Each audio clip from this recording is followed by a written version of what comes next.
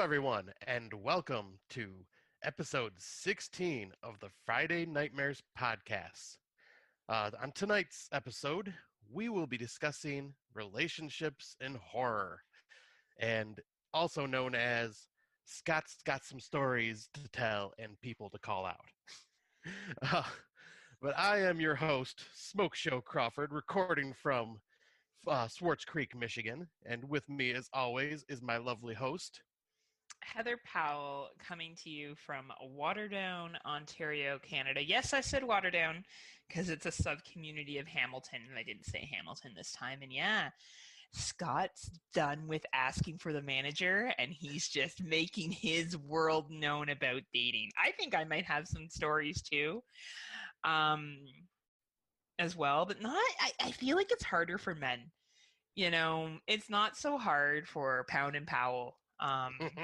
You know, I just feel like for Smoke Show Crop, first of all, I'm a mild rumble to his full head explosion. So, I don't have nearly the interest that Scott does, though I did get asked to be a sugar baby.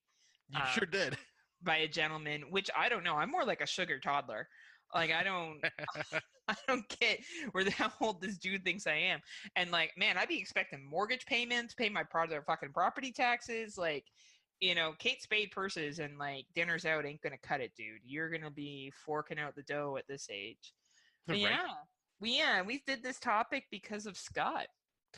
Yeah, for one, as everyone's known from us doing our first time watches and stuff, like relationship horror films seem to be something that I've really grown attached to over the last year and a half because it's been really kind of a lot of the stories seem to be hitting home for me a lot more because of like the experiences I have had through my relationships. And well, got plenty of dating stories in the last 2 years of being a divorced single man. And oh boy, some of these experiences, while fun, have also been horrifying.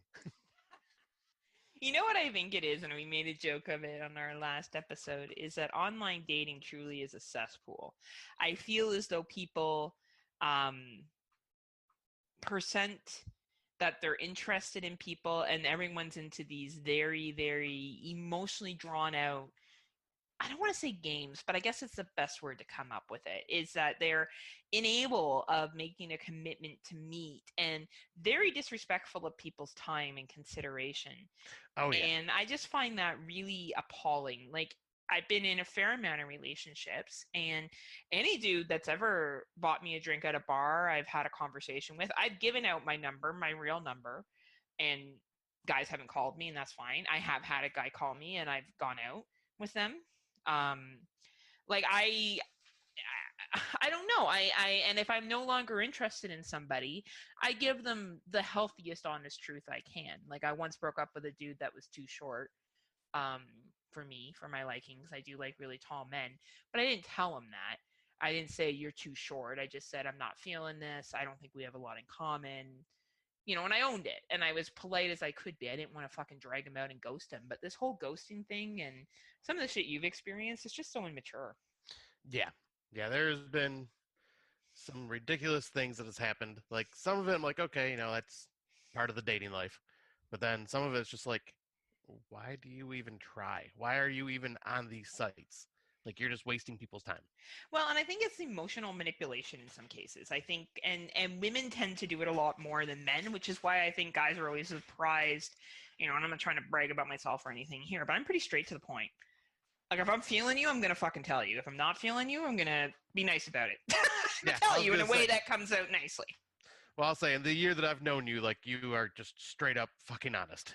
Right? Like, and I do it in a way, obviously, of, like, consideration. I'm not going to be a complete cruel person to somebody. But, if I'm feeling somebody, I'll be like, hey, I dig you. Do you dig me more than a friend, or is this a friendship thing? Or, like, and if I want to engage in sexual things, I'll ask for them. Right. And if I say I want to hang out with someone, I'll tell them. If I had a good time on a date, I'll be like, hey, I had a really good time. Do you want to do this again sometime? Like, I don't fucking play games. And I just don't understand how people in their 30s don't engage in that behavior as well. Yeah, well, I guess we can kind of jump into one of them right now just because we're kind of on the topic of it. But, like, one that has recently happened, like, with me was, just I'd be trying to set something up, talked to her for like a month and a half or whatever, and then she was like, "Yeah, let's go out this date." Then I go and I'm excited, like, all right, cool, got a date set. Finally gonna meet her. Spend like a couple hours getting ready, doing some stuff around the house before I left, and then like an hour and a half or an hour to an hour and a half before I was supposed to leave, she messages me going, "Oh, I'm tired. I'm exhausted from work. I I'm can't do bloated. this. I'm bloated." I want Yeah, to add in for all my lady listeners, I'm bloated. Like, first of all, if and the setup was, if Scott doesn't mind me sharing, he was going to come over there and watch horror movies with this woman, and there was going to be drinks involved and possibly an overnight stay. So Scott and I were pre-gaming about having a bag in the car just in case, making sure that he was safe and getting home. And if this person was scared of, maybe she didn't want to be intimate or whatever, she could have just said that. Like, Scott's not a creeper. She could have just been right, like, "Hey, dude, I'm not feeling the greatest, but if you want to come over for a couple hours, I would really like to meet you and we can talk and hang out." But she wasn't able to use her fucking voice like an adult and communicate that. right, because I'm not looking like, "Oh yeah, I'm gonna go bang," like blah blah blah. It's like, no, I'm going over there to meet someone, like see how it goes in person, because you never know how it's gonna. It's easier through text than it is in person. Yeah, yeah, of And course. going over there, like I would have, like, if she wasn't feeling comfortable and felt sick or whatever, we just sit on the couch and eat some food, watch TV or whatever, and just chat. Like, it's not a big deal. Well, you're Like, also a 39-year-old fucking man. Well, almost a 39-year-old fucking man, but right, close enough, close enough, close enough. Like, honestly, we're not kids, and I think that's what I don't get. And we'll get into, like, people being unable to communicate. And there's no difference to me in relationships when it comes to friendships, friends with benefits, non-monogamy, which I am a very big I don't want to say advocate of, but I understand it a lot more now than I did when I was younger. yeah, Um, and I think that treat people how you expect to be treated. Like, to lead someone on to be like, "We're gonna have these plans, and bail within 45 minutes of those plans happening is so immature and insulting to that person's time. yeah. And then like that next time, like, cause she even said, "Oh, sorry, I can't do it today. How about this day?" Like, and just a couple days later, I'm like, okay, she she wants to try. At least she's setting up a time. All right, we'll do this. And then I wake up that day, message her just to make sure that everything's good. Don't hear from her the entire day till about 10 o'clock at night when I'm about to go to bed. Yeah. And I was like, wow. All right. And all her response was, "Oh my God, I'm sorry." I'm like, really? And yeah, it's shit like that, wasting my time. Thankfully, like, I already had like doubts in my mind that it was going to happen. So I already had other plans lined up because I knew it wasn't going to happen. Mhm. But Mhm. Mhm. that has happened to me so many times where it's just like, "Oh yeah, we'll meet," and then the day of, "Oh, no response at all," or just nothing in Just general. so immature. Yeah, It is just such a fucking, and I'm calling everyone out. I'm calling any male, any female, or if you identify as something else. If you do that, you're a piece of shit. yeah, And you heard it here on Friday Nightmares. If you can't be bothered to at least respond, and when you've made plans, and give the person at least a reason why with a credible amount of time, and I'm not talking about emergencies because it's really rare that true emergencies actually happen. right. Um, that's a piece of shit, immature thing to do, and shame on you. Yeah, you're wasting another person's time. Like, they've, like, if they're anything like me, they've planned out the night accordingly, like thinking that, okay, we're gonna be doing this. Okay, so I won't make any plans with anybody else. It's like you're wasting a lot of people's time doing that, and like Hmm. no one likes to be stood up, whether it's guy or girl. It's bullshit. And there's something about respect. I was talking with three of my close girlfriends. We had a ladies' night, White Claw for life on Friday, and I was hanging with my bitches, and I said, and we were talking about just respect. And I said the thing that I value most about any friendship or relationship that I'm in, because I see friendships and relationships very interchangeably. Yeah, Um, and maybe I'll talk a little bit more about my own personal views as time goes on. I'm a very open person, I'll tell you that, and I definitely have a very different view on love. I think most love is platonic, which we'll get to later. For example, I love Scott. Scott is my ride or die, right. um, and there's nothing I wouldn't do for Scott. but I also love my girlfriends, and I've also loved my ex-husband, and I've loved boyfriends I've had, and I've loved many people in many different shapes and forms. And I think one of the baselines of all those close relationships is respect. I Yeah. respect Scott's time. I respect who he is as a person. Like, yeah, I fucking bust his balls and shit. Right. But when it comes down to it, there's a level of respect between the two of us. And I feel like when you ghost someone, you're just showing such disrespect and immaturity that it does nothing but make you look like a moron, in my Yeah. opinion. Exactly. And shame on me for being the nice guy that I am, that willing to give people chances over and over again, because that backfires on me, and I'm actually had it with that. I'm not giving the second chance, like second and third chances, unless there's like a legit reason. I think that's good. I think you really do need to value your time and what you have to bring to the table, right? And it's even like how we're getting with our 2020 films. Right. Scott and I even talked about valuing our time with those too, because collectively we're up to what 100 and I'm up to I think 136 watches for Yeah. new watch. What are you at? I think I'm at 135 now. I'm like one behind you. Okay, so we're at par, and even then we've slowed down a lot. Yeah. We'll list off some ones that we watched. I think there's just one on here that Scott has seen that I haven't, so I'll let him talk about that. And they were all pretty decent, but I definitely am being a little bit more picky than I used to be in the past. And not that not that I'm trying to pull complete parallels to everything, but I think when Scott says he's going to respect his time more, it also talks about respecting his time when it comes to people, Yeah. right? Absolutely. Like my time is valuable, and I know the people that I care about's time is valuable, and so I want to use it with the people that I care about, or someone that I'm interested in, that I could see something happening with. Like, I'm going to Absolutely. respect everybody's time. Absolutely, right? And Scott's a great catch. So for any single ladies that are listening, Oh, you. or dudes or whatever, Scott will take what he can get. He's down to pound. It's 2020, the wild card year. Wild card. And Scott would be much more into a relationship. I'm more into a friendship with benefits. Then Right. Scott would eventually be settled down and baking apple pies in his apron. No, that's for my OnlyFans. and massaging their feet when they came home after a long day. You are totally that dude though. You are totally the dude that is like, baby, I'll make you that nice dinner. Let me massage your feet. You are. That is so you. I mean, it is. I'll say I'll massage their feet and be like, "Tell me about your day." And I'll be like, we're gonna fuck. So true. You're like, let's cut the bullshit. Let's get to this. Like, are we gonna bang? And then we can have some nachos or something and watch TV. And we can cuddle a little bit until I get too warm. And me, I'm just like, give me all the cuddles. I will embrace you and hold you. Oh, fuck. That makes me want to vomit. I mean, that's so romantic and nice, Scott. Oh, my goodness. Such a good man. Anyway, so as you can see, both Scott and I have very different. I do like to cuddle and shit like that, too. But I am definitely not as feely as you are. I am very caring. I like to have really meaningful conversations with people. Like, I like to laugh a lot. So if you can make me laugh, then panties coming off. Like, that's probably going to be how that ends. Question, though. What does that say about when you make yourself laugh all the time? Oh, well, I feel like that's not an appropriate thing for this podcast to get into now, Scott. I just had to. Oh, man, all of a sudden, we really do got to start those only. Is it OnlyFans or is it fan only? OnlyFans. I always want to call it fan only. It should be fan only. Why is it OnlyFans? Yeah, I don't know. Probably because fan only was taken. Maybe. Right.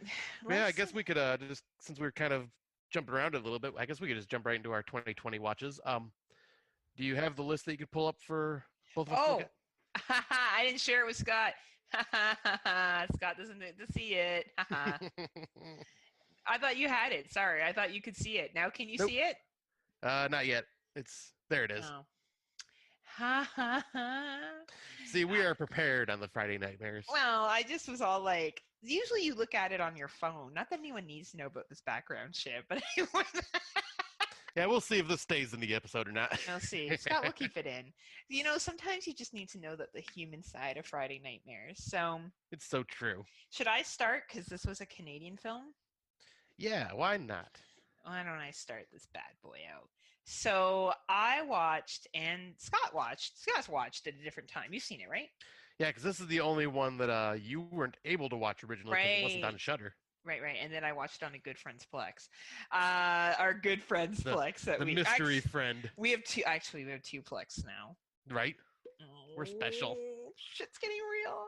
So I watched Random Acts of Violence. So did Scott, and it is a 2019 film. It was actually shown at TIFF, which is the Toronto International Film Festival, and it was filmed all in my area. Like a little of it was filmed in Toronto, but the rest of it was filmed in Hamilton, and I recognized the gas station and all the areas that it was filmed at, so it was pretty fucking cool. I really dug this movie a lot. It was a really good fucking slasher. I really enjoyed the acting in it. Um, the whole setup of the story of basically a comic book writer writing about the serial killer and then shit happening that was very similar to the killings is just fucking out of this world. I really loved it. Yeah, because I brought it up on our last episode that I had watched it, but yeah, this is such a good film. I think it's my number 11 or might even be my number 10. Like, I just really dug this because it's a really well done modern day slasher, very stylistic, very good acting, Yeah. and some vicious freaking kills. Oh yeah, there was some vicious kills in it. Yeah, and the practical effects were pretty sick too. Like when we do our 2020 films, I'm trying to be like vague because I don't want to give it all away because then I don't want to give spoilers. But this movie is definitely worth checking out, and I love how it doesn't pretend not to be Canadian, even though it's all filmed in Canada and they pretend like he crosses into the border when all the shit starts going down. Right. Yeah, because I noticed it started in Toronto and then goes to the U.S. in the Yeah. story. Well, and it's really capitalizing on the violence in the U.S. But not that we don't have violence here in Canada. Like people think that's not a thing, but there is, just not as bad. Right. But yeah, it's totally worth the watch. Highly recommend it. All my Canadian brothers and sisters, it's not on Shudder, so you need to find other means of watching it. But it's worth it if you can check it out. Yeah, and what is it with Canadian films on Shudder not being available on Canadian Shudder? I feel like it's because we feel like Americans need to like it to validate whatever we do. I guess it's just so weird to me. I honestly think that's the way. I feel like Canadians are just constantly trying to validate shit for the American audience. Yeah, I could see that. In my humble Heather opinion. Humble, because she is so humble. Yes, that's right. Just like Kanye West is. Kanye West and I could have a competition of who's more humble. It's so true. I mean, but he is running, or he was running for U.S. president, so. He sure was. Oh, boy. That's your man. That's your man. Yeah, boy, help us all. Mm-hmm. So, I will talk about the next one because we both had watched this as well. One of the probably funniest titles that we've had for this year, and that would be the film Uncle Peckerhead. Which I didn't quite get what it was all going to be about, but it was pretty down to pound. Yeah, like it was. It's a horror comedy, and it's about this like punk metal band that ends up getting a roadie that follows them around to every one of their shows, and he just so happens to be kind of a monster. Well, I think that's the best way to describe it. And we don't really know what kind of monster he is. Right. It's What is just he, like a vampire? he looks almost like a demon. Like a demon. Yeah, maybe that's it. But yeah, it's an independent film. And it's filmed in Michigan. Was it really? Yeah, I looked it up. It was filmed in Michigan. No shit. Yeah, I know. See, this is what I do. I just fucking look up films. Number one film. It's got to be. Like, it has to be filmed in fucking Michigan. It was really, really entertaining. It was a lot of fun. Funny. I really enjoyed the interaction of the characters. I really like the typical like punk band shit that it came out with. I thought that was really, really cool. Yeah, like just a fun film, and it can be found right now on Apple, Google, Voodoo. Voodoo. Is that what it's called? Yeah, VUDU. Yeah, Voodoo. Okay, and then YouTube. You can rent it on there right now.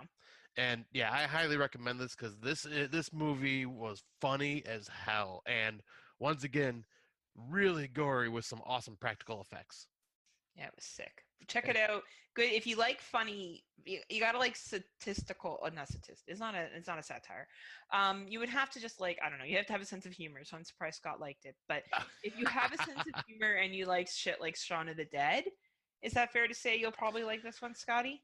I would say a lot. It reminded me, yeah, because I'd say Shaun of the Dead, but Shaun of the Dead's got the British humor, but it's, if you find that funny, you might find this funny. I would say it's more along the lines of like Deathgasm, where because it's like Gasm. it's a very it's a splatter film, so stuff like Evil Dead 2, and Deathgasm and Dead Alive, like it's very gory and violent over top like that. And yeah, the humor, I would say it's very similar to Deathgasm.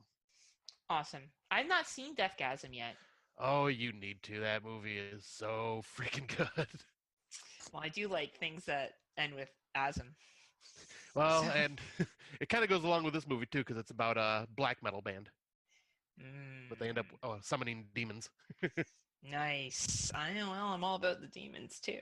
You are pounding summoning those demons. So, anyway, God, She are, I'm gonna she try had to the behave Ouija board. myself during this podcast. It's gonna.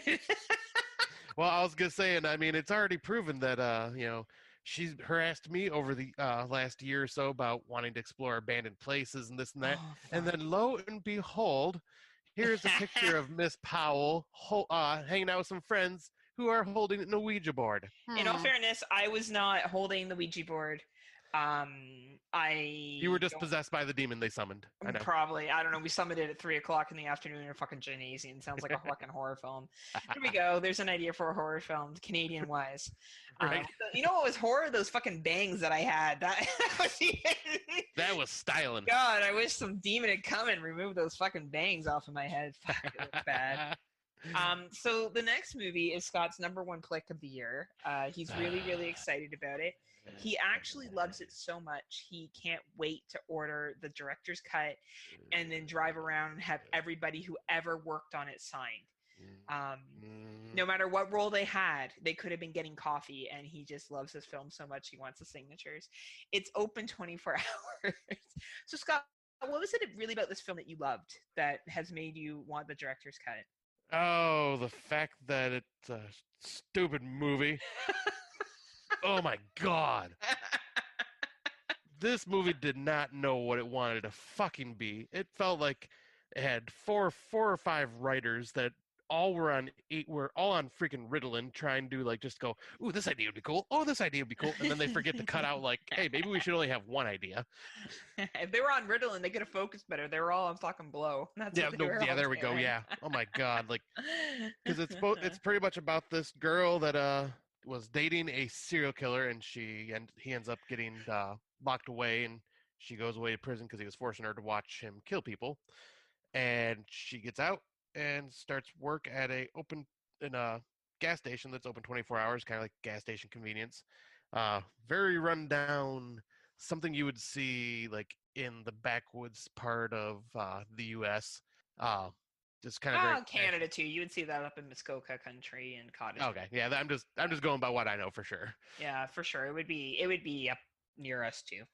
But yeah, then someone's like the whole is it in her head or not is played out throughout this whole fucking movie, and it's supposed to be a slasher, and if it would have actually just went the route of like a simple slasher instead of being so stylistic and trying to do all these different things, it might have actually been good.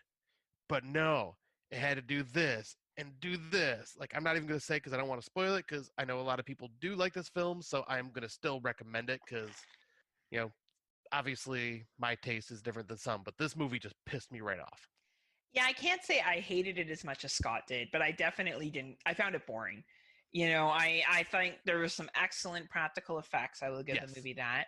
I will say that there was some great acting. I think the actors that were in it were great for the film that they were in. And the character development I bought into. But the writing was just so piss poor, all over the place. Just so many things didn't make sense, and I feel like the actors worked the best with the script that they had, and the director was like, okay. Like, did the best they could to execute those scenes. Yeah, because it's mainly just the plot. The plot It's the is so plot. stupid. Yeah, it's honestly not poorly directed, not bad filmed. The acting's good. The practical effects are good. Like, I feel like, honestly, like, there was a team that came together and they looked at the script and they said, "This is it," and they were like, "Yeah," and they were like, "Okay, well, I guess we're doing Yeah, it." let's see how we can make this work. Right? Like, we all have to do in our workplaces. I feel like that's just how shit goes down, right? Right. And I don't even know who the director is. I did pull it up here on my letterbox, so let me take a look here. Um, Directed by Padre Reynolds. Yeah, which I believe he did Rites of Spring or something like that. Because Okay. I remember Venom saying something about that when they talked about it on Fresh Cuts. And yet again, good director. Like, I would just say it was the writing. Now, if for some reason you do want to watch this gem, you can find it on Apple Television, Google Play, Vudu, as well as YouTube. And I guess the only thing that I was going to end with is I listened to the Fresh Cuts episode with Venom, Yep. Mike, Don and Ellie, and Nudie from NFW, and they all did an exceptional job. And I do agree with Nudie that I do think that woman reacted how a woman would be that came out of an abusive relationship. I do think that makes sense. But I think it was great that they brought all their different perspectives to the table. And I love nothing more than when Venom is on multiple podcasts. He's on No More Room in Hell, as well as In the Mic of Madness, as well as Underwater Kaiju, as well as our show, It's Not Horror. Okay. I love when he gets angry and goes Oh, off it's on great. it's like my fave. I'm not gonna lie, it's my fave. So yeah, if you, I would say watch the movie and then listen to Fresh Cuts because you're gonna find it really entertaining.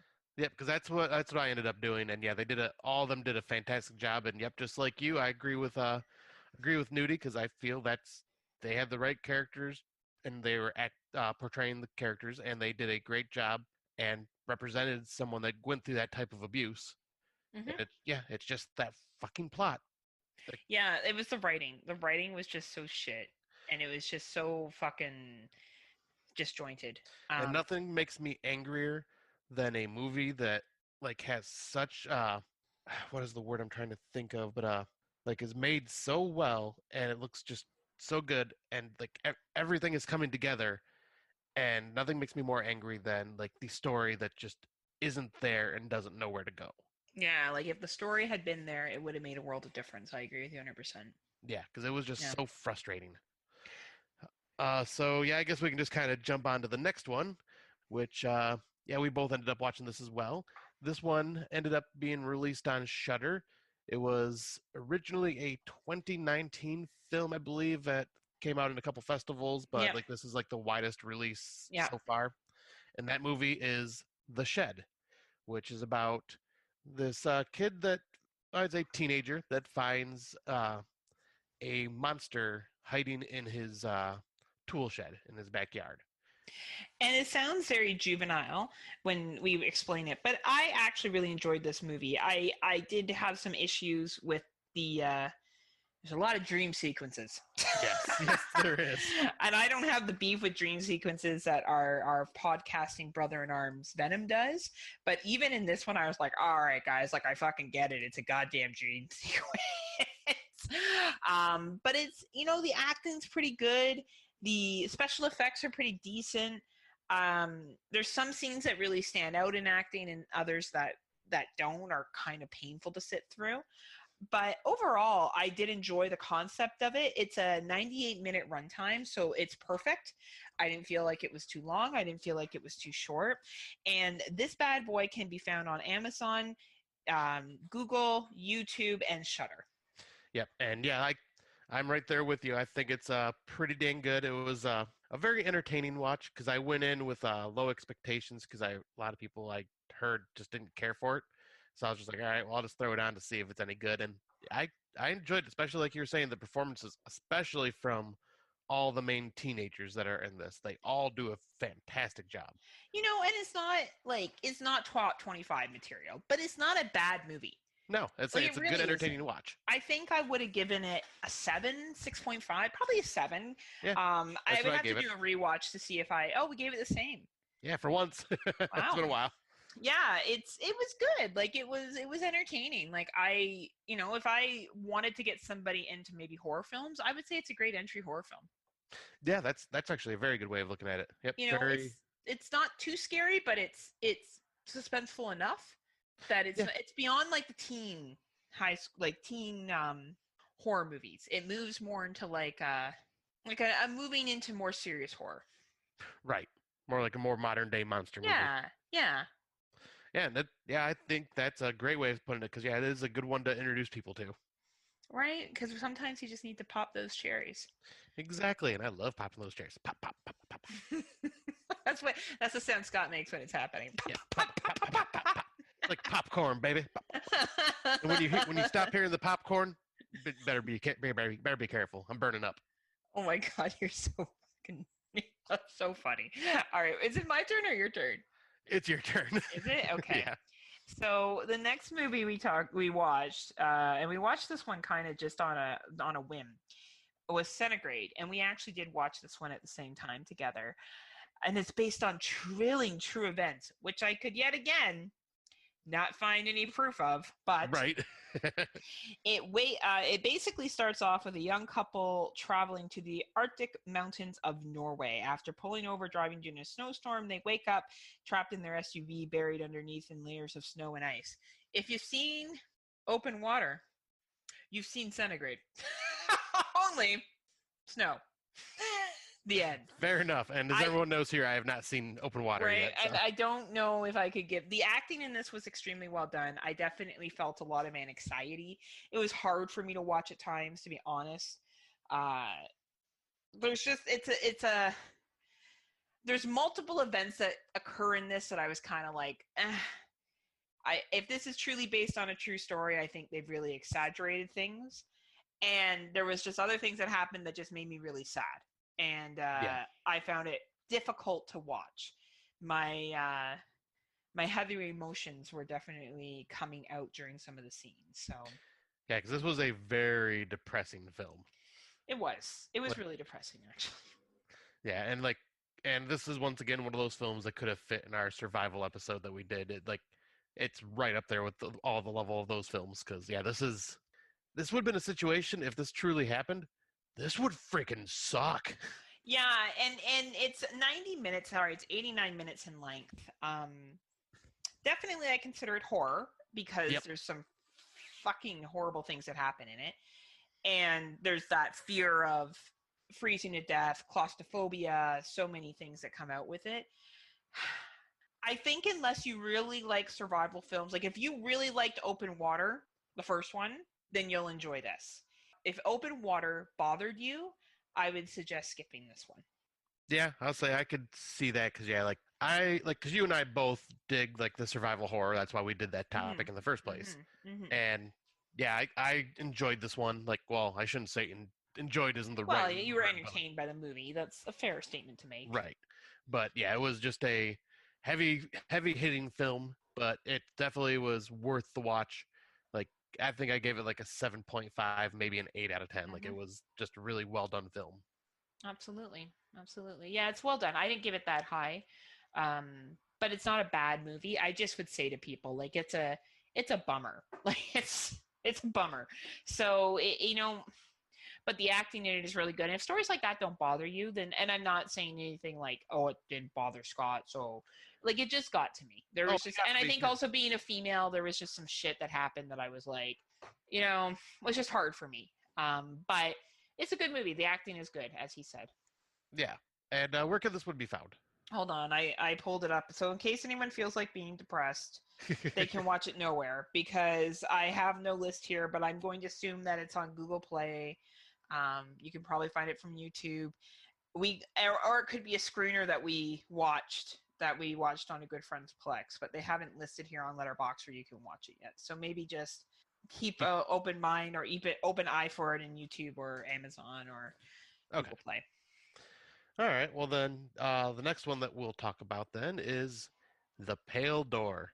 Now, this one had Scott written all over it from the very beginning. It is a Western horror, like an Old West style horror film along the lines of like Bone Tomahawk, Brimstone, dead birds, stuff like that. This is a part of horror that really doesn't get delved in too much, but like there's not a lot of Western films that are horror films. Like there's some now, but this is a part of the genre I would like to see a lot more of. And when I heard about this one, I got really excited because it's about this gang of people that end up robbing a train and go to find a place to hide out. And the place they hide out is at a brothel that is full of witches. I want to work at a brothel. I know you do. Bang, bang. Can you imagine? Pound and Powell will definitely have the man. second meaning. I'd always get the dudes that want to talk about their feelings. That would be my lack. I just want to cry the entire time while I held them. Continue. Wow. But man, this film was freaking awesome. Like I loved. Of course you did. Loved this movie. Like it was just very tense.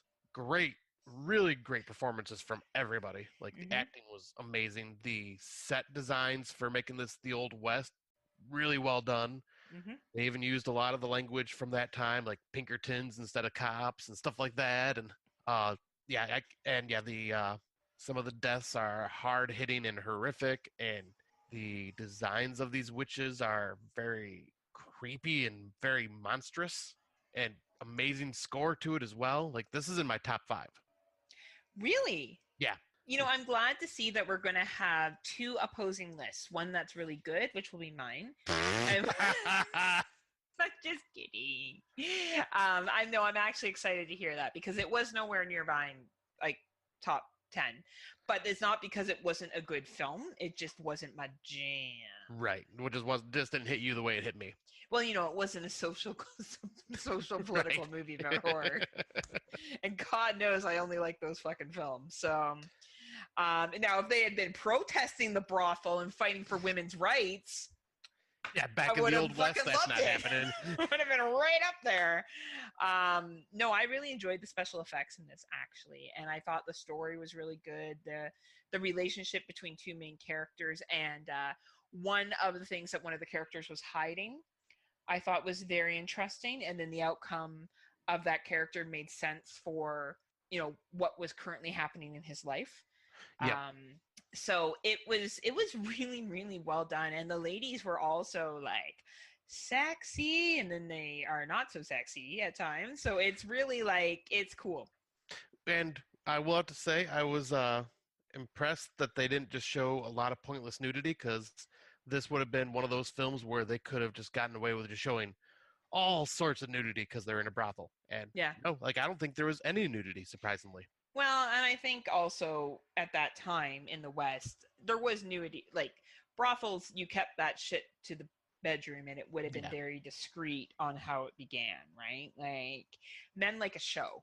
So if you're, you know, in a heterosexual relationship and you're, you know, performing sexual acts, you're going to put on, especially if you are someone that does that for a living, you know that men like a show. They're visual creatures. So you're going to, you know, take it slow, I guess you could say, a little bit, and be very proud of what you have to show off. So I just described like a strip club. It's really what it is.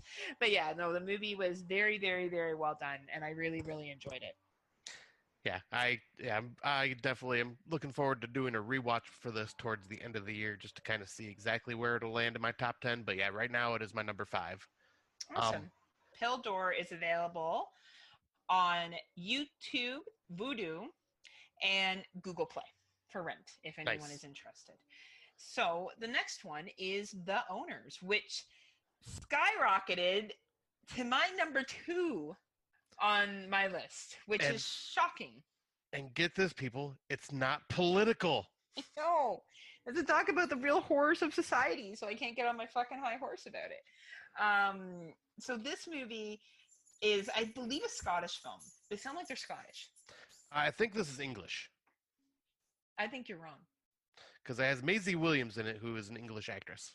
So you don't think English and Scottish people can get along? No, not at all. Okay, fine. So English or Scottish, we're not quite sure. Maybe someone can confirm that for us. I didn't see any Duncan McLeishes in there, so. Oh, well, there you go then. Obviously, then Clearly not Scottish. So anyway, what a good film. Like Yeah, it's a very good story that starts off one way and then changes on its heels midway through. yeah. The best way I could describe this is a home invasion gone wrong. Yep. And yeah, this was because I literally just finished this right before we jumped onto Zoom because you watched it yesterday and you were telling me like it shot up to your number two, and I'm going, all right, nothing has landed in her top 10 in a while, and something that just skyrockets like that, I gotta see it. So I had Yeah. to watch it right away. I'm not sure where it's going to land on my list yet. I haven't. No one cares. I know. Oh, wow, wow. But yeah, this is a really good movie. Like great acting. Has Maisie Williams in it, who is who played one of my favorite characters from Game of Thrones as Arya, because she was a little badass in that. But yeah, the performances were all really well done. Very creepy and just weird. And I'm honestly just kind of shocked that it jumped up to your number two. I could see it being in your like top 20, but I'm surprised it jumped to your number two. Like The reason why is because the character change in it. I really appreciate characters that can present as one way and then present as something else uh, through the film. And I think it takes a lot for a film to do a good job of switching protagonists and antagonists. that is very true. And this film did that. It did a very, very good job of taking who we were pretty comfortable with being the antagonist and the protagonist and switching it. And switching it right away. Yeah, it was like a light switch, just turned Like right on. you knew something was wrong. Yeah. And I really have respect for films that can do that. Yep, same here. I was like, but yeah, I was just very surprised it shot up that high for you. What Scott is saying that it is not on his top 10 and that I am wrong, but Scott is wrong. So that's fine. No, it's definitely something that reached out to me, and it's the acting of it that did it for me. Yep, and I can see that because yeah, this is a very good movie, and I do highly recommend it.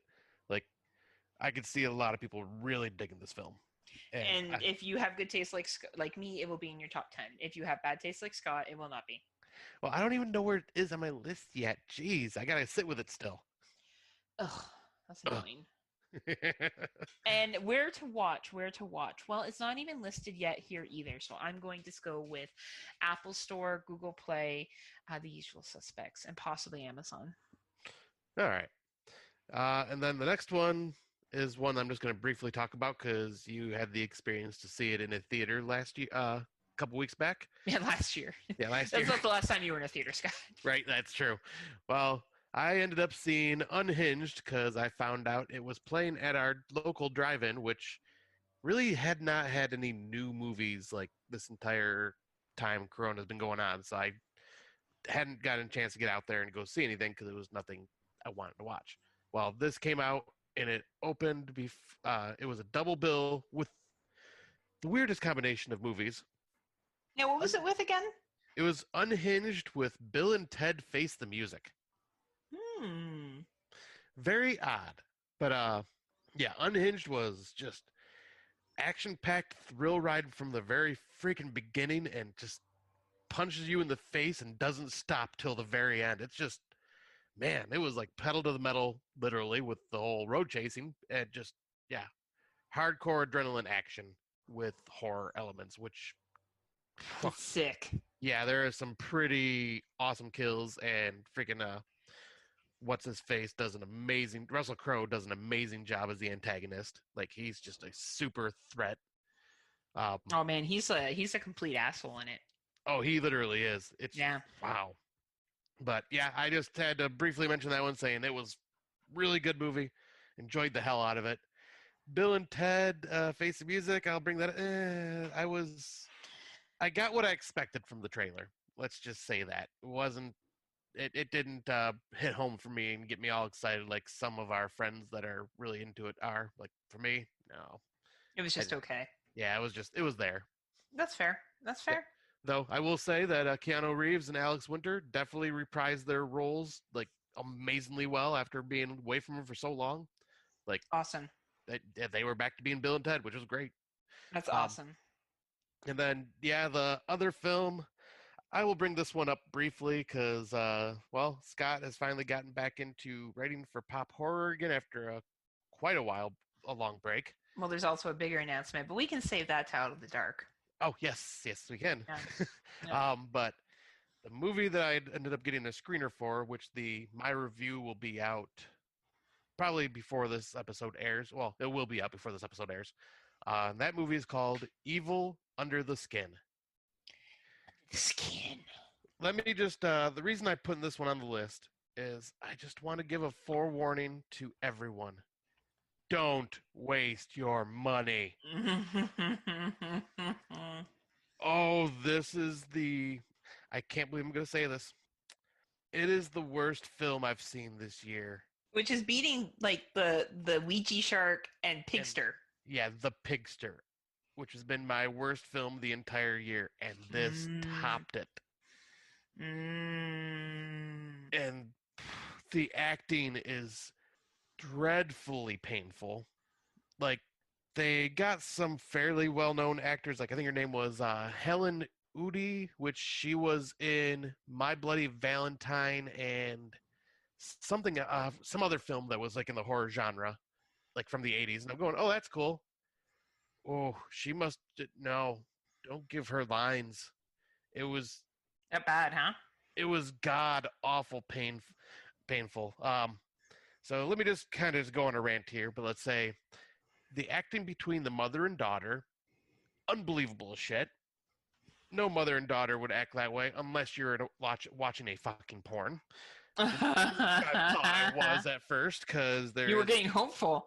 You win, you grab some hand lotion. Right? I was like, man, this could make this movie a little more exciting. But no, there was a scene literally where they're sitting inside their cabin because it's about this mother and daughter that go on a cabin retreat and weird things start happening.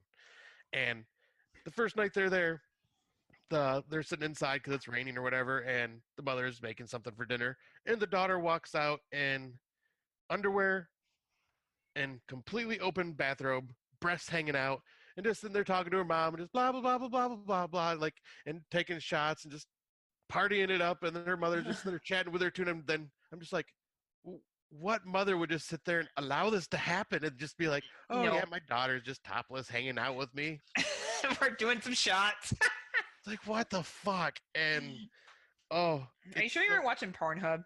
That's what I thought for a second. Oh my god, this was painful, and everyone in this movie just did a bad job acting. The script writing, like this, like, talk about Open 24 Hours was a masterpiece of a script compared to this.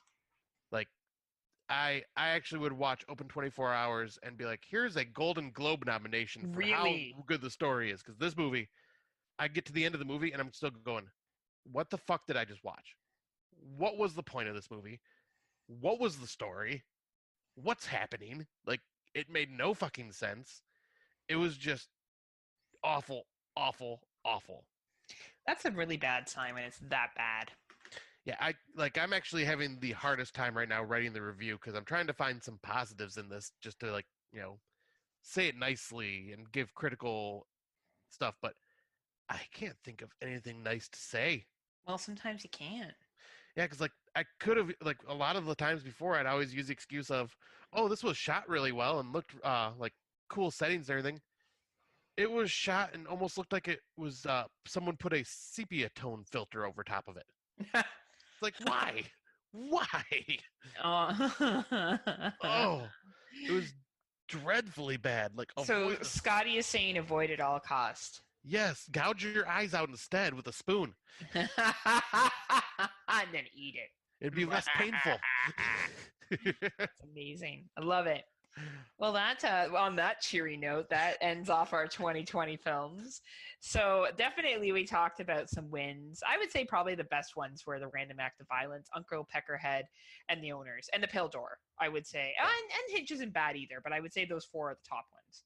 Oh, for sure. Right? Definitely I would recommend checking those out. I think someone is going to like those. And The Shed comes up as well. For some people, they're going to consider that a 2019. I could not have watched it till 2020, so I consider it a motherfucking 2020. Yep. Um, And so do I, because I didn't know where the hell to find it last year. I didn't even hear about it till this year. yeah. So yeah. All Take right. that. Take that. So we're on to our older films, and I watched The Blob finally in 1988, thanks to a good friend's Plex, and it was great. I really dug the fucking practical effects, and it was creepy. Holy shit! Like, it was actually scary. I put it on, and I was like, "Oh, the fucking Blob. Who cares?" And I'm like, "Holy fuck! Like, this is." And like, people died in it that I didn't expect to die. Yeah, don't fuck with this blob. This blob will Holy kill shit! you in some very horrific ways. Yeah, and it took no prisoners, and it was really, and the characters were all very likable. The teenage angst and the relationships, you felt sorry for people that died. Like, it was really, really, really well done. Yeah, this is in my like top 5 remakes of all time. I I just can see love why. this It's a good movie. movie. It's a really solid, good film. So I'm glad that I got access to it. I had a hard time finding it, and I'm glad that I got access to it and was able to watch it. It was sick. Now I think we both watched Prom Night 3 and Prom Night 4. Yes, we did. Um, Now I watch them because, well, as you all know, if you listen, we're Scott and I are obsessed with a podcast called Exploding Heads. Who are they? Like creepily like obsessed. Like, keep pictures in our room of them and stuff. I keep a Um, picture in my pants at all times. just walk around with a picture of fucking Exploding Heads in your pants. You're like, this will help my junior become like Dave's junior. Exploding heads, meet my exploding head. Oh my god! Well, it's like nightmare fuel material right there. But yeah, they were fine. I don't want to give them away too much because if you do listen to Exploding Heads, they're going to be covering all 4 prom nights. Honestly, I did not like Prom Night 3 as much as I enjoyed Prom Night 4. I felt like 4 was more of a legit slasher. Prom Night 3, I just felt like was a fucking goofy ass movie that they threw together, which was fine. It had some funny lines and shit in it, but it was even too goofy to be funny for me. I feel like it was something that was made for TV, personally. And that's funny because I watched it like because I was like dreading watching this one because I was just gonna do the same thing because listening to Exploding Heads, and Yeah. you were telling me how bad this was, so I was dreading watching it, and I almost just skipped it. But I was like, screw it, I'll throw it on. It wasn't that bad. Oh my Like god, of course it wasn't that bad. it was Ugh. okay. Like it's pretty much just the sequel to Part Prom Night 2, and they just take it with turn it into a weird sex comedy. And I don't know. I think after watching Evil Under the Skin, I think even the bad '80s movies, I'm just like, you know what? They're not as bad It's not as even Evil Under the 80s. This Skin. was 90s. This was heading into Oh, the that's true. 90s. This was '90s, but still, even though I'm like, Ugh. it's still not as bad as that movie, and like, because that's at the lowest tier possible. And yeah, this was just, it was a weird movie, but it was just like, it's not as bad as I thought it was going Oh to be. man, I don't know, dude. I feel like you got pretty low expectations if that's the case. Because besides some one-liners that I thought were funny and a couple of scenes that I thought were tolerable, I personally was not a huge fan. Yeah, so this isn't something I'll ever rewatch again. No, It's, no, no. it was there. I'm not watching it again. I have no reason to. And then finally, I watched Maximum Overdrive 1986, which I Yes. fucking loved. And that is yet a movie that is cheesy and stupid too, but I feel like it's cheesy and stupid in a way that is more entertaining. Like when you have the trucks having a protest so they can get diesel outside, and the kid communicating with the trucks in fucking Morse code, and the woman from Poltergeist there. Yeah. Super We fucking annoying. made you. We made you. Like, oh my god, it was so fucking funny. Like, it was just, and like the steamroller scene in the baseball park. Oh, my favorite part is Oh my the god. soda machine killing the coach. Yeah, and the soda machine. Like, I actually thought or the bridge collapsing at the beginning. I honestly thought that it was entertaining. And now knowing that Stephen King was like fucked up on coke throughout the entire thing, it makes a lot more sense. Yeah, like he was just coked out of his mind because, like, you watch this movie and there's so many plot holes, but at the same Oh time, you yeah. just don't care because it's just so dumb and But entertaining. in all fairness, with like, okay, It's about machines coming to life and taking over the planet.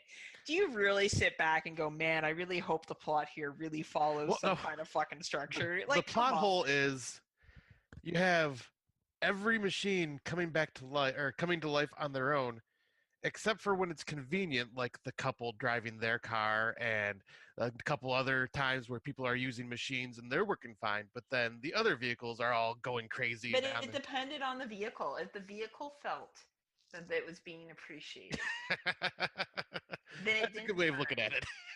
But when the trucks, they were just tired. They're tired of the lot lizards. They were tired Tired of being on the road of all the not time. being respected. They were tired of it, and they were just like, fuck you, truckers. Fuck you, truck stop. We are fighting back. Oh, this movie. It's just You know, it's an empowering story about trucks. and the struggles they go through. It's like an adult version of Thomas the Tank Engine, only for trucks. Kind of. And there's actually a even lower budget version of this movie called Trucks, and it's just Mm. someone else did their own adaptation of Stephen King's short story.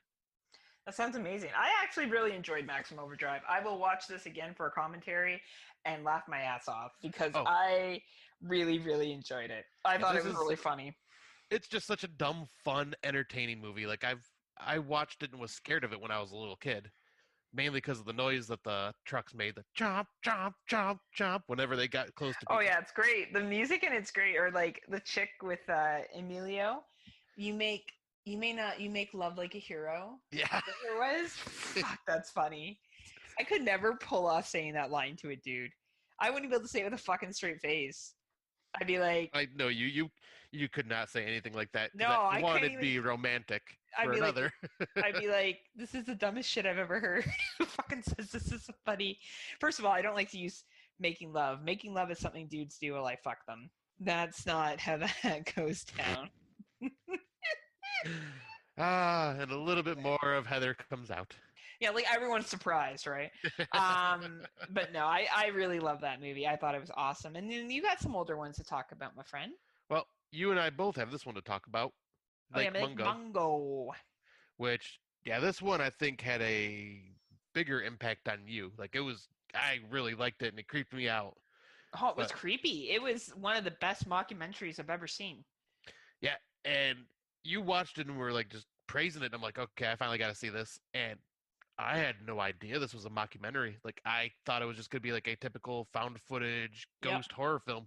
And I go into going, oh, this is like something you would watch on like the Discovery Channel or something Mm-hmm. like that, but it's like a real life story being told. Like, and man, they did a really good job with this. Like, They really did, and the story and the some of the things they show at the end, and just the way they kind of go back and forth between timelines a little bit is just so effective. Like it's creepy. Like it literally gave me the willies. Like like very few movies creep me out. But first of all, I believe in ghosts yep, and the paranormal.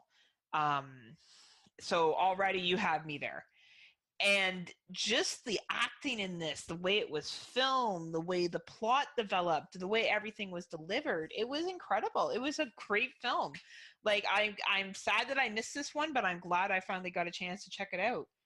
yeah, same here. Because I've heard of it for so long, but yeah, like I'm happy I finally got to see it, and yeah, very good movie. Absolutely. Um, so yeah, I'll jump onto one that I've also heard a lot of praise about, and that is Fade to Black from 1980.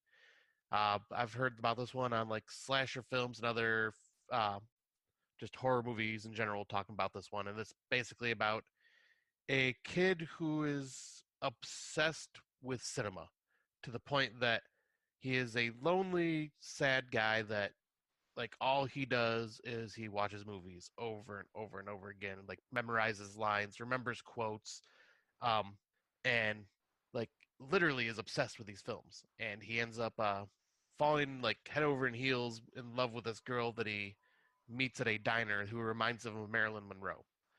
And he starts stalking her, and then he gets bullied because of how he acts and stuff like that. And when he starts getting bullied, he ends up snapping and dressing as some of these villains from some of these films that he's seen, and kills his victims like the villains would have in the movies.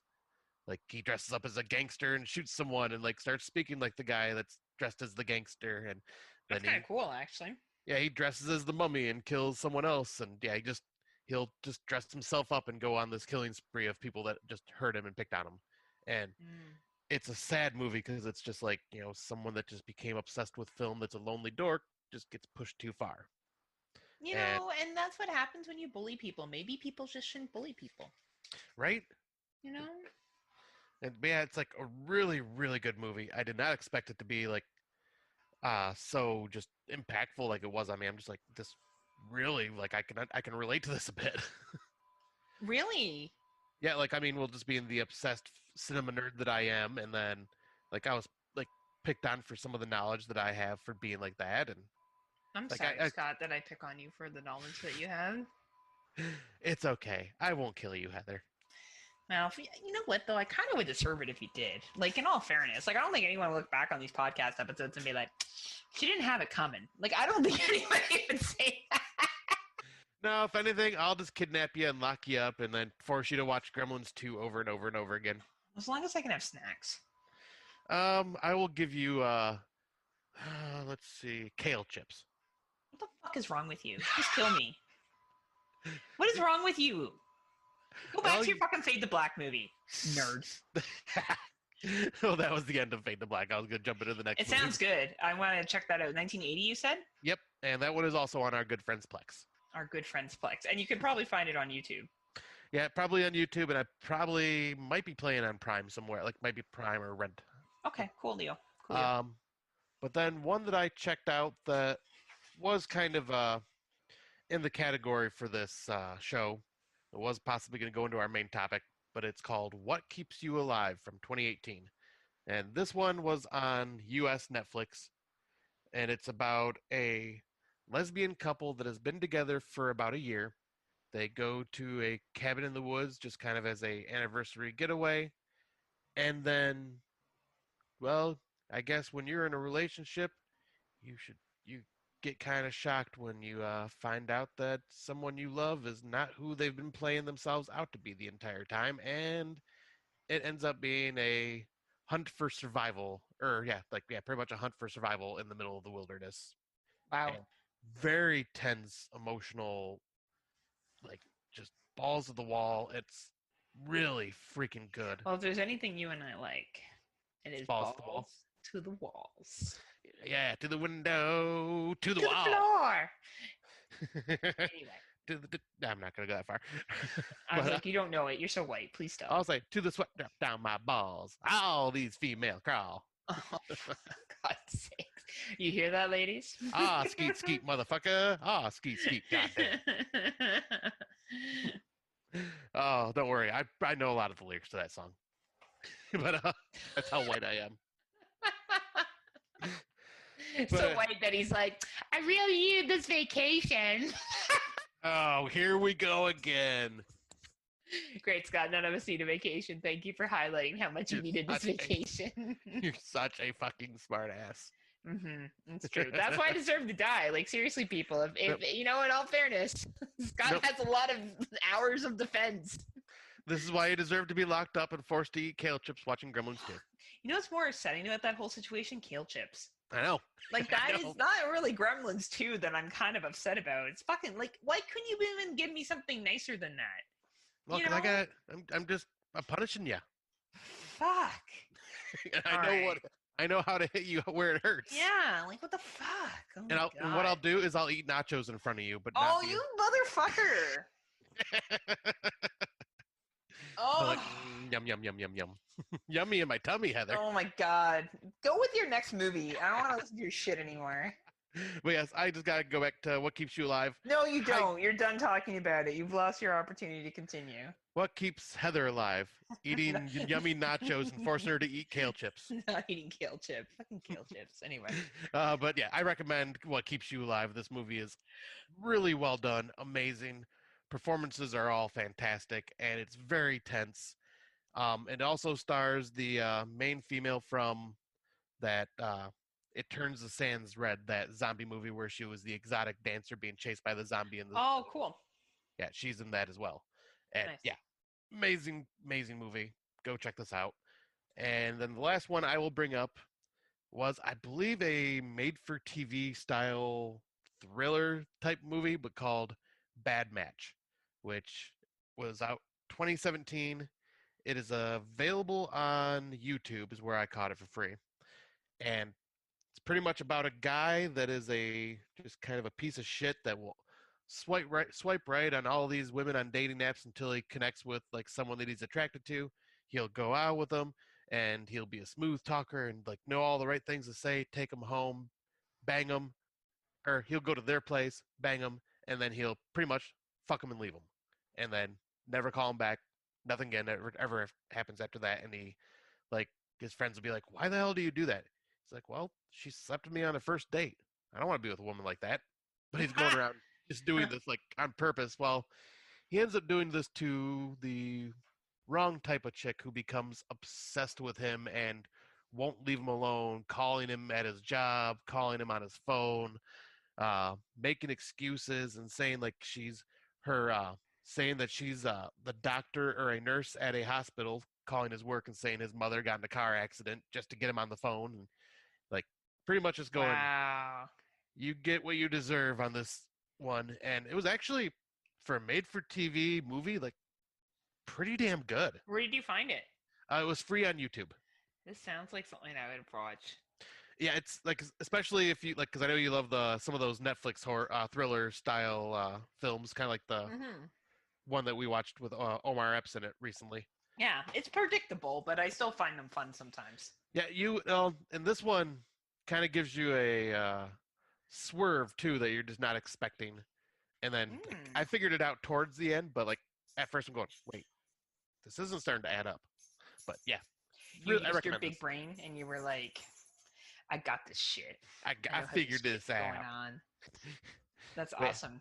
Yeah, this was just kind of one I looked up because I was trying to find like relationships gone wrong style horror films or dating gone wrong horror films, and this one popped up, and yeah, I'm kind of glad I checked it out. It was just a fun, easy watch. That's awesome. I would never bother if some dude was like banged me and left. I'd be like, perfect. Just what I needed. Just needed a good banging and be done. And if I really wanted a relationship, I probably wouldn't take them home on the first night, to be honest with you. Right. Or maybe I would. I don't know. Like, I think it would depend. I don't think there's anything wrong with having sex at any stage with meeting somebody. I think that's Not at all. up to the people that are involved. But some piece of shit like that, he sounds like a fucking loser. And there's dudes out there that are like that. Oh yeah, this is like chicks that probably do the same thing, only maybe more emotional blackmail and stuff like that. yeah, because I'll say I know there's no doubt in my mind that there's men that use these dating apps just to use women for a quick bang and be out, and like that can be emotionally fucking damaging to the person on the other end of that. It can be, or it could be like me, and I could be like, whatever. Right. Well, I'll say like you are the type of person that would establish this type of shit right off the bat too. He'd be calling my ass the next day, and I'd be like, dude. Nah, we're done. Nah, I had my fun. Turn the fucking tables around. Anyway, like I would get that many people wanting to bang me on a dating app. I don't even think. Oh, you absolutely would. Oh, thanks, Kyle. You absolutely. They all been banging. Pound and Powell getting her nickname again. That's right. Right? And it's such a double standard, right? Like how women, like I put emotional stake into sex, absolutely. I don't have sex with someone I'm not attracted to, but like, not like I have sex with someone I'm like, he shall love me forever because we made enough. Like Right. I understand now as a 30s, like in my 30s, that like sometimes sex is just a transaction. Yeah. And I think it really depends on, for me, I haven't slept with that many people. I guess it depends what you consider that many, but it's all been meaningful. It's never like I've had sex with someone and didn't know who they were, where they lived. There was some kind of relationship there. And I don't know. I just think it's an interesting, like they always present these women that they bang someone and they get super sad afterwards when the guy doesn't call back. Maybe like the sex wasn't that good and she don't give a shit. Right. Right? Like, Or maybe she was like, great, I got what I needed too. Fuck, I don't want to put up with your shit, having you in my house trying to pay your fucking bills. Like, you know what I mean? Like, Oh, it's so true. it's so stereotypical that these women are emotionally upset that this guy bangs and leaves. And like, some chicks might not even give a fuck. Like, right? And they don't present that side of it. But then you wouldn't have a horror movie. So it'd be a pretty short movie. You're right, exactly. Bang the Right? person and then they never call back. Right. The Well, or he becomes obsessed with her because she doesn't Oh yeah, upset, that would have been a good right? turnaround. Right. So anyway, I guess that ends our older films. Yep. So yeah, we can jump right into what we've been listening to. So you got the first one, so I'll let you go ahead. So two very well-known podcasters run this podcast. JP or Justin Patrick from 22 Shots, as well as Carly from Netflix and Chill, Celluloid Dissections, and N versus N movie podcast, and also multiple guest appearances that both of them have been on, have a podcast that they started in January of this year, and it's called His and Hers Movie Podcast, which I think is extremely clever that they're playing on that hers and hers perspective. It's such a store thing when people get married and shit like that. There's always his and hers, his or Right. hers bathroom, his or hers products. And it's a podcast consisting of two friends of the opposite sex who talk about horror, new films, retro films, and more. They cover a variety of movies, for anything from The New Mutants to Peninsula. They talked about Shark Week, Dead Dicks, which I think is really funny. They typically look at 2020 or 2019 films. And they're good friends. Like, of course, we know the background of Carly and JP in that they have a very, very strong friendship. They're actually at a drive-in as we speak this weekend. That Scott and I were hoping to go to this drive-in thing, but unfortunately for me, road borders are still closed, so I was not able to go over. And Scott, I guess, just couldn't go for whatever reason. Finances were a bit tight. Yeah. It's because I would have to take a plane out there. Oh, you would have to fly to Oh, yeah. Because how far would it be for you? I think it was like over 11 hours, 12 hours. Really? Yeah. Wow. Because for me, it would be about a 3-hour drive. Yep, I'm looking it up right now, but yeah, I think it's around 11 when I looked it up the last time. Oh, yeah. So you would have to fly for sure. So it'd be like a 2-hour flight. Yeah.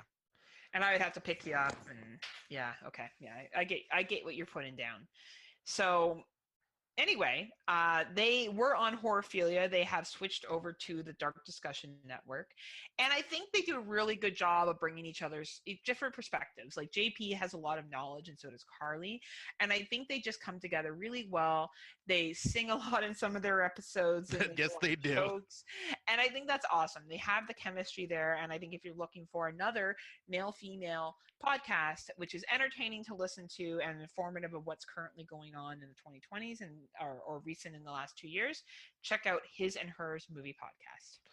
I completely agree because yeah, they, like you were saying, their chemistry is really good. It shows right on the audio. Like, you can tell they have been best friends for a very long time. They both give each other shit, which is very funny. Like, they both dish it and take it at the same time. And yeah, both really great at reviewing. Carly is like one of the younger ones in our podcasting community, and she brings the fucking knowledge, like, and brings a perspective that, a lot of us older horror nerds don't really see. Like, she brings like a different eye to it, which is nice too. And I know that you didn't mean anything by that statement, but I hear a lot of people talk about Carly's age. And to be honest with you, I think it's fucking ridiculous. I think that for us to think that just because she's 23 years old, that she doesn't have any, and I'm not saying you said this, but I just see a lot of people bring up her age all the time. And I just wish people would stop. Because I don't think we should talk about that she's a female, that she's young. I think we should just talk about what she brings. And what she brings is knowledge. It doesn't really fucking matter what age you're at. I just think that as a horror fan, and maybe I will allow as a female because there's not a lot of female podcasters compared to males. I think she's very confident in what she has to say. And I think that she comes from a perspective that is unique to her. Yes. That's a better way of putting it. Yeah, that was nothing towards you. I just think people point out her age all the time, and I just don't feel like that's relevant. I think what's relevant That's true, yeah. is who she is and what she brings. Yeah, I get that. That makes a lot of sense. So. Then yeah, I guess I will jump on to the podcast I listen to, and that is the podcast Under the Stairs, hosted by the madman himself, Duncan McLeish. Man, I could just listen to this dude's accent just speak to me all day. Yeah, because you think it's sexy. Oh, it's such a great. I love the accent of his. But yeah, he has like insane. He does so many episodes and podcasts. Like I don't know how this man has time to be a husband and a There's father not and much going live on in a Scotland. life. Just a lot of sheep. I guess because man, that guy is A lot of fog. yeah, a lot of fog. But one thing that's going on right now, and involves a ton of our fellow podcasters, is the summer series. Mm-hmm. And like I think they're going through, was it 2000 to 2010? Mm-hmm. And yeah, they're doing like one episode with like 5 or 6 people discussing like the top 10 of each of those years, and it's kind of like a roundtable discussion, and it's a lot of work. Like I gotta give props to everybody that was involved in this, because I think we got invited to be part of it, but I just, as much as I was honored, there was just too much going on. But neither one of us moved forward with it, and Yes. and it truly is because of the work that's in it. Yeah. I just don't have the threshold, and personally, I don't think I'm that good. I think when it comes to something like that, that's not where my strengths are, and I can admit where like you could do it. I don't think I have the strength to go into summer series and argue for a movie that other people should like it should win. Right. Because I don't care enough. Yeah, exactly. And that's just not who I am. I think the people that are in it are very good at that, and they have their rightful place at the table. Yeah, and these episodes are very interesting to listen to, like getting all these different opinions, and they're very long episodes too. So be prepared for that, because I think they're anywhere between 4.5 to 5 hour long episodes each for each year. Yeah, it's an investment. Yeah, it's an investment, but it's worth it for all the hard work they have put into it. And he also does all sorts of different styles. Like he's a solo caster for the most part. Mm-hmm. Like he reviews newer films on his own, and like just they could be quick releases, or it could be like a little bit more longer discussions. He does the Russian roulette franchises, where he will put out a post on Facebook and call on other podcasters that want to join, and he'll say, we're doing a Russian roulette style for this franchise. Anyone want to join? And whoever comments, he'll write their name down, put it in a hat, and then he'll write down the name of all the movies and their sequels for that franchise, put it in a different hat, and he'll just randomly draw someone and the movie and put them together and be like, all right, you're reviewing this movie with me. And he'll go through the entire series, where everyone else just has to watch one movie. I didn't know that he does that. That's really interesting. Yep. That's how I ended up working with him. I unfortunately got the fucking short straw, because we did the Puppet Master franchise, and my name was the very first name he pulled out of the hat, and the movie that he pulled, oh god, Puppet Master: The Legacy. Oh, it's not good? It is literally the most laziest film I've ever seen. Like, it's got about 10 minutes of new footage, and the rest is a clip show of the first 6 films. Wow. And that is the one and only movie I have ever in my life given a flat out 0 out of 10. Wow. Because there was just nothing creative about it. Him That's and I rare both for agreed. you. Yeah, and like it was fun doing it though, just because it was like I listened to that show. Yeah. I listened to that. Yes, I did listen to that. Yep. So that's the Russian roulette franchise, or Russian roulette. He'll do that with like a bunch of podcasters. And That's awesome. I think they just did the Jaws franchise for Russian roulette recently. That's awesome. I don't know if I will have a chance to work with him, but if I ever do, I think it would be a real privilege. Yeah, he is a very fun and awesome person to work with. Great. He seems like it. I feel like he truly is, and from listening to him as well, I just think he has a lot of maturity and the way he presents himself, and I have a lot of respect for people that do that. Oh, absolutely. And I think it's awesome. And summer series, props out to all our horror podcasting brothers and sisters that were involved. A lot of work went into it. So yeah, you guys are freaking champs, because I don't know if I could pull that much. Well, maybe Scott will do it next year. I will still not, but maybe Scott will do it next year. I don't know if I'll have the time for it. We'll see, though. That's a lot of work. It depends if he's banging all them bitches and then leaving like bad match. Oh, my God. That's not happening. He's like, I'd be staying and cuddling and being like, hold me and tell me how beautiful I am and how beautiful this was. Oh, and I can't stop crying because of how beautiful this session was. See, now you've turned me into this weak little softy. No, hey, there is nothing wrong with a man that is strong enough to show his emotions. Oh, I know That is that. not unattractive at all. Don't let anyone tell you otherwise. What is unattractive is crying during sex. Yes.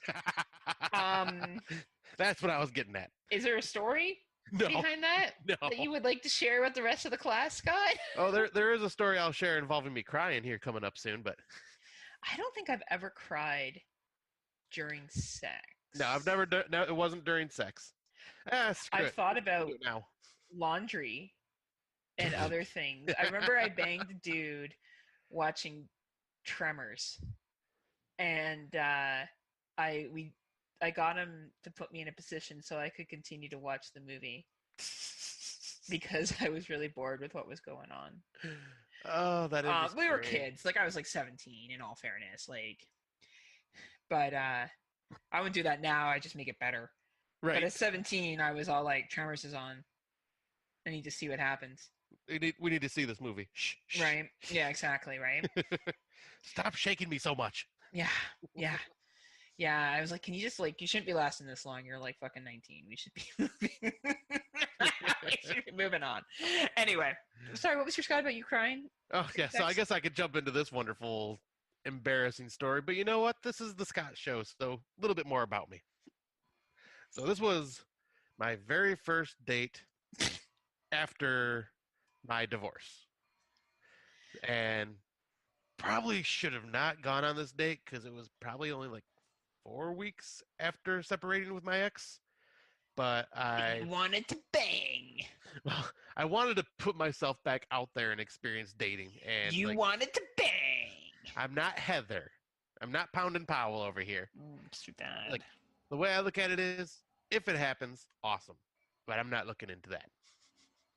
But we went to this date, met this girl, and Scott had a little too much to drink. Like not realizing how much he had to drink because we were sitting down, and apparently I said something, I don't remember what, because I was so blackout drunk, that pissed her off, and she got really angry at me, and I got really upset and walked outside, and when I stood up, realized how smashed I really was, and more or less just stumbled outside, and I started crying in my car. I've heard the story before, people. That's why I'm laughing, because I know about the story. And I shouldn't laugh at him, but... And she comes and comforts me and tries to find me, we're trying to get an Uber and all that stuff for me because there's no way I'm driving home. And then all of a sudden she just starts kissing me while I'm crying. I'm like, what the heck? And then it just became a makeout session after that. But yeah, that was not a good night, and I never talked to her again. More like she probably didn't talk to me again on that one. Well, she made out with you, so she must have liked you somewhat. True, but oh boy, that was... Who paid the bill, by the way, when you guys stormed out? Oh, good question. Did we? I don't know. I don't remember if I did. That poor bartender's like, so man, there was this one night where this dude started bawling, this chick chased after him, they were making out in the car, and I was just like, you know what, we'll take the loss for the bar. Maybe they'll end up being together someday. Yeah, so that was a night that did not go very well, and Scott should have probably waited a little longer before putting himself back out there on the dating scene. Oh, Scott, you know what? You know, towards the end of a marriage, there's not a lot of affection that goes on. And sometimes you get starved for it, and you just, you want that affection. And, I don't think rebounding is the worst thing in the entire planet. I am so anti every fucking relationship book that's out there. I think that if you need to do what you need to do to get through the day, and as long as you're clear with somebody, like, look, I just got out of a long-term relationship, I just got out of a marriage, I'm really not looking for anything serious, but if you want to hang out and, you know, this is what I'm comfortable with doing sexually, then I don't see the problem. Like, I don't know why people go on dates and think they need to get fucking married. Like, you know, like any kind of decision to have a committed exclusive relationship that's going to lead to marriage, it's going to come later on. Yeah. Like, you're just feeling each other's shit out and seeing if you even can stand each other for copious amounts of time. Like, that's kind of what you're working towards. Right, exactly. And yeah, I think I was just more or less just trying to use it as a way to get over everything I was just dealt in life and just tried to move on. I don't think there's anything wrong with that. I just think it's a shame that she acted like a complete bitch, and whatever you could have said, knowing you as well as I do, and of spending many a times hammered with you, I can't imagine you had said something that bad. Like, it's Yeah, not like I would say something that bad, but you would not say something that bad. yeah, I honestly don't even remember what could have been said. Like, it just baffles me. Yeah, I think she's just being a bitch because you are extremely careful with your words. Yeah. Like, you, not me, I don't care. I say whatever I think. So I could make someone cry and that would be a valid. And I have made people cry. Not by purpose, but by mistake, obviously. Right. But yeah, so I don't know. I think she was just being weird. And put in, like, really, you know, she could have seen that you were intoxicated and also known not to do that. Like, some people just don't think. They just don't think. Right. That is true. Right? Anyway. Yeah, that was one of the stories. I'm sure I'll have more as we continue into our main topic. Of Scott crying after the dates more and more. Yeah, so we are going to take ourselves a quick break and we'll put a promo in for one of our fellow podcasters, and we will be right back. After these messages, we'll be right back. This'll keep it quiet. Oh, hi there. I didn't see you. You caught me cutting a new show. I'm Bo Ransdell, and I'm one of the many creators you can find on Legion Podcasts. I said quiet! My fellow podcasters and I work hard to bring you the best in horror podcasting, but that comes at a cost. Wouldst thou like to live deliciously? Not that, but also yes. No, what I'm getting at is that there are server costs, costs for good microphones and software for editing, all the things that make our shows, you know, fun to listen to. And you can help. If you're enjoying the shows on legionpodcasts.com or in the Legion Network available on iTunes and Stitcher, just about anywhere you can download a podcast, really, you can help us out and get a little something for your trouble at patreon.com/Legion Podcasts. For just $2 a month, you get a pair of movie commentaries exclusive to Patreon, and for $5, you can also join us for a monthly screening of a movie. All of that available on patreon.com/Legion Podcasts. We appreciate it, and thank you for listening. Now, back to the cutting room. Welcome back. In case you haven't figured it out already, our main topic is relationships in horror, or is it horror relationships? Either way, we are going to be talking about a couple of movies that we really feel highlighted relationship issues and really kind of use it as part of the horror movie plot. So, but before we get to that, we want to talk about this concept of love, this sweet, sweet love. And I found a great article, The Day Love Was Invented in the Past and Love Didn't Exist. And it's by a professor. It's on psychologytoday.com. And he talks about where we've moved from the concept of love starting in Greek mythology to now. So these days, few people think of marrying without having feelings of love for their partner.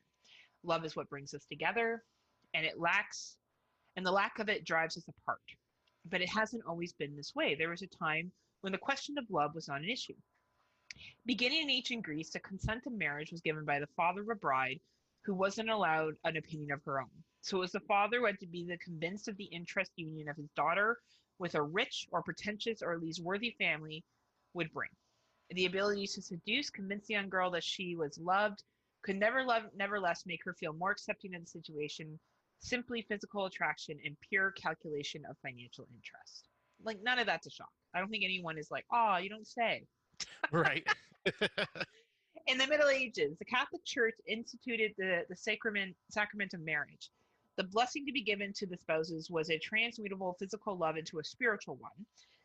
So, since true love was supposed to be a consequence of a religious wedding, it may have been unnecessary to have true feelings for the person to one who was about to marry. Love was supposed to arise in the marriage and from marriage. So the idea is that you are coming together to build love, so that the feelings felt before marriage were of little consequence. So this concept of arranged marriage, right? If we look at the dated concept of arranged marriages, because most arranged marriages don't work like this anymore, the idea that people are connected from a young age and they are set to be married and the love grows between them. Arranged marriages now more look like there's a courtship. The courtship is usually short, though, in duration and leads to a quick marriage. But the idea is that love and everything is supposed to develop within that marriage. By the end of the 11th century and into the 12th centuries, when poets of South France invented l'amour courtois, courtly love, love emerged as an essential theme in relationships between men and women. Courtly love was a brand new, revolutionary idea that was opposed to marriage and its sacraments. With this concept, true love only existed in a chaste form and was not linked to marriage because marriage was only glorified in sanctification of a physical or ordained love, right? Then we have, flash forward to statistics of divorce nowadays, have shown us that this idea of undying love and that love is owed to everyone expected at all times is not true. Yeah. We constantly live with this belief of a perfect love and the wonderful happily ever after love, which we forget that love is true love is primarily found within ourselves. So I think it's a pretty interesting point that we created the institution of marriage. We've created the idea of concept of love. A really funny opinion article by Mark Manson, a brief history of romantic love and why it kind of sucks, I thought was pretty funny. And he talks about how romantic love came to be a cultural centerpiece in Western society and why it screws us all up. So humans evolved the ability to become attracted to each other, and that is the ability to love each other. It helps us survive. This isn't exactly romantic or sexy, but it's true. Right. We didn't evolve big fangs or huge claws or insane gorilla strength. Instead, we evolved the ability to emotionally bond into communities and families where we became largely inclined to cooperate with each other for beneficial good. These communities and families turned out to be far more effective than any claw or fang humanity to dominate the planet. As humans, we instinctively develop loyalty and affection for those who show us the most loyalty and affection. This is all love really is, an irrational degree of loyalty and affection to another person to the point that we come to harm or even die for that person. It may sound insane, but these symbolic warm fuzzies that keep the species alive, keep the species relying on one another enough to survive the savannas and populate the planet, and of course invent Netflix, which I thought was pretty funny. That's pretty good. So Pluto argued that the highest form of love was actually this non-sexual, non-romantic form of attachment to another person, the so-called brotherly love. And this passion and so reasoned correctly that since passion and romance and sex often make us do ridiculous things that we regret, like crying outside of bars, Right. the sort of this passionate love between two family members or between two close friends was a heightened of human experience. In fact, Plato, like most people in the ancient world, looked upon romantic love with skepticism and if not horror. What an interesting statement, Scott. Yeah, that's... And for being married and divorced, I buy this shit. Yeah, right? This, like, I can relate to this big time. And I'm not anti-love. I make that clear. Right, and obviously I'm definitely not. No, but what I do believe a true, good, strong, any relationship is built off of is mutual trust and respect and friendship. Right. And I am not so concerned with whoever I'm with being monogamous to me. I am with them supporting me through sharing financial costs that we may incur together, or having my back if something traumatic happens, or having a good time with. I honestly put the most value in someone that I have fun with, that I have enough stuff in common with to have good conversation, and that I can rely on to help pay bills or to be there to have my back. I don't like the idea of labels to that anymore. I find that labeling for me is not important. And I also don't care about monogamy. I don't think that I think it's very difficult to ask someone to be sexually committed to somebody for their entire life. I think that's a very big challenge. And Yeah, I'm not saying someone should have multiple relationships, but if one person happens to bang someone one day in Las Vegas on a trip with the boys, would that ever be a reason for me to end something that's good? No, it wouldn't be. What I don't know can't hurt me. And I know that's probably going to be a very unpopular opinion on this podcast. But and yet again, you have to go with what works for those people. If you are in a monogamous marriage and you're very happy with how that works and it works for both of you, that's awesome. And no one's going to come in here and tell you shouldn't live life that way. But I think people all need to live lives that work best for them, as long as it works for the person they're with. yeah, I completely agree. Because, yeah, like you said, it makes sense. Because obviously, this is why our divorce rates have gone up. Is because not like asking someone to be monogamous with one person for the rest of their life is almost impossible.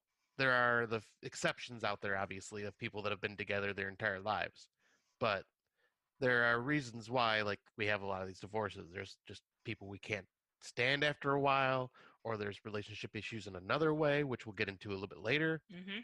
But Mm-hmm. yeah, it makes absolute sense. Like with the whole non-monogamy thing nowadays, I like completely am in support of it, and have dabbled with it a little bit too.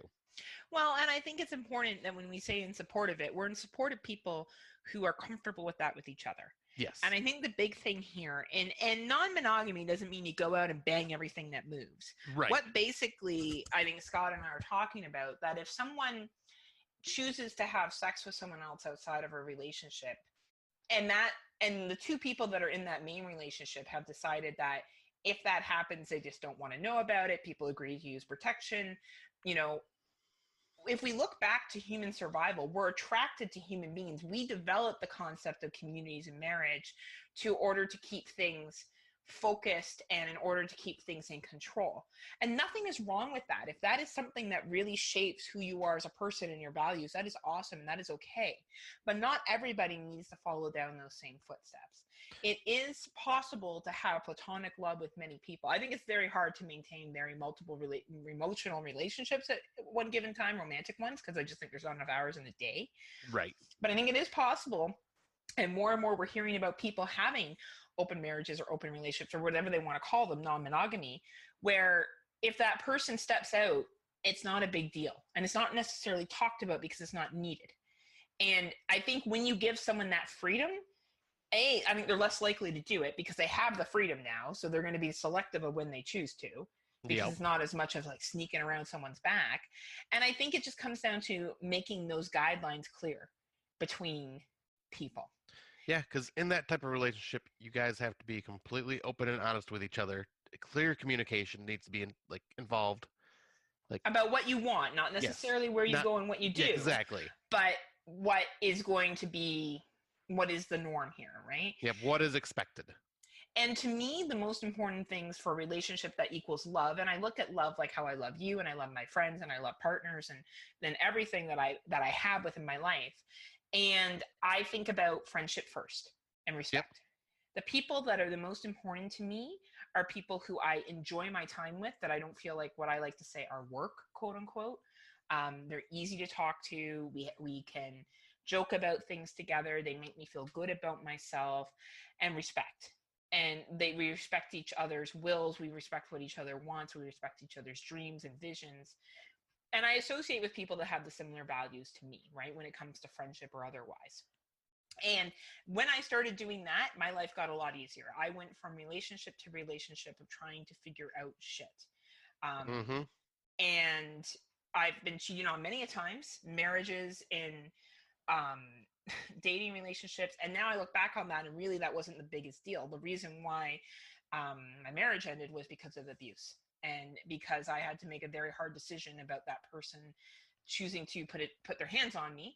and also financial issues of not knowing where money was coming from, and lies and misbelief that way. But it wasn't infidelity that led me to want to end a marriage. That's not actually the case. Right.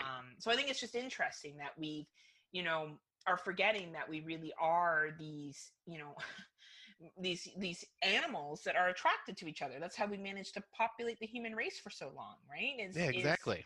We are attracted to each other. So an ideal relationship starts with sexual attractiveness and then grows into a full relationship full of platonic love, a mixture of friendship and sexual chemistry.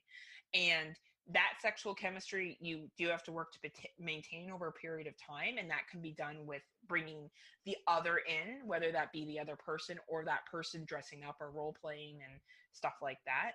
But there's a way that you need to keep that fresh, because we are animalistic. We do have natural urges. That's why men like to watch porn, and that's why they like to check out chicks, and that's why women fantasize about men or stuff like that. We all have that fantasy of the other because it's animalistic, and you have to choose in your relationship, whatever romantic relationship that you choose to be in, how you're going to meet that need, whether it's going to be with each other, whether it's going to be outside that relationship, and you both got to be on board with it. Exactly.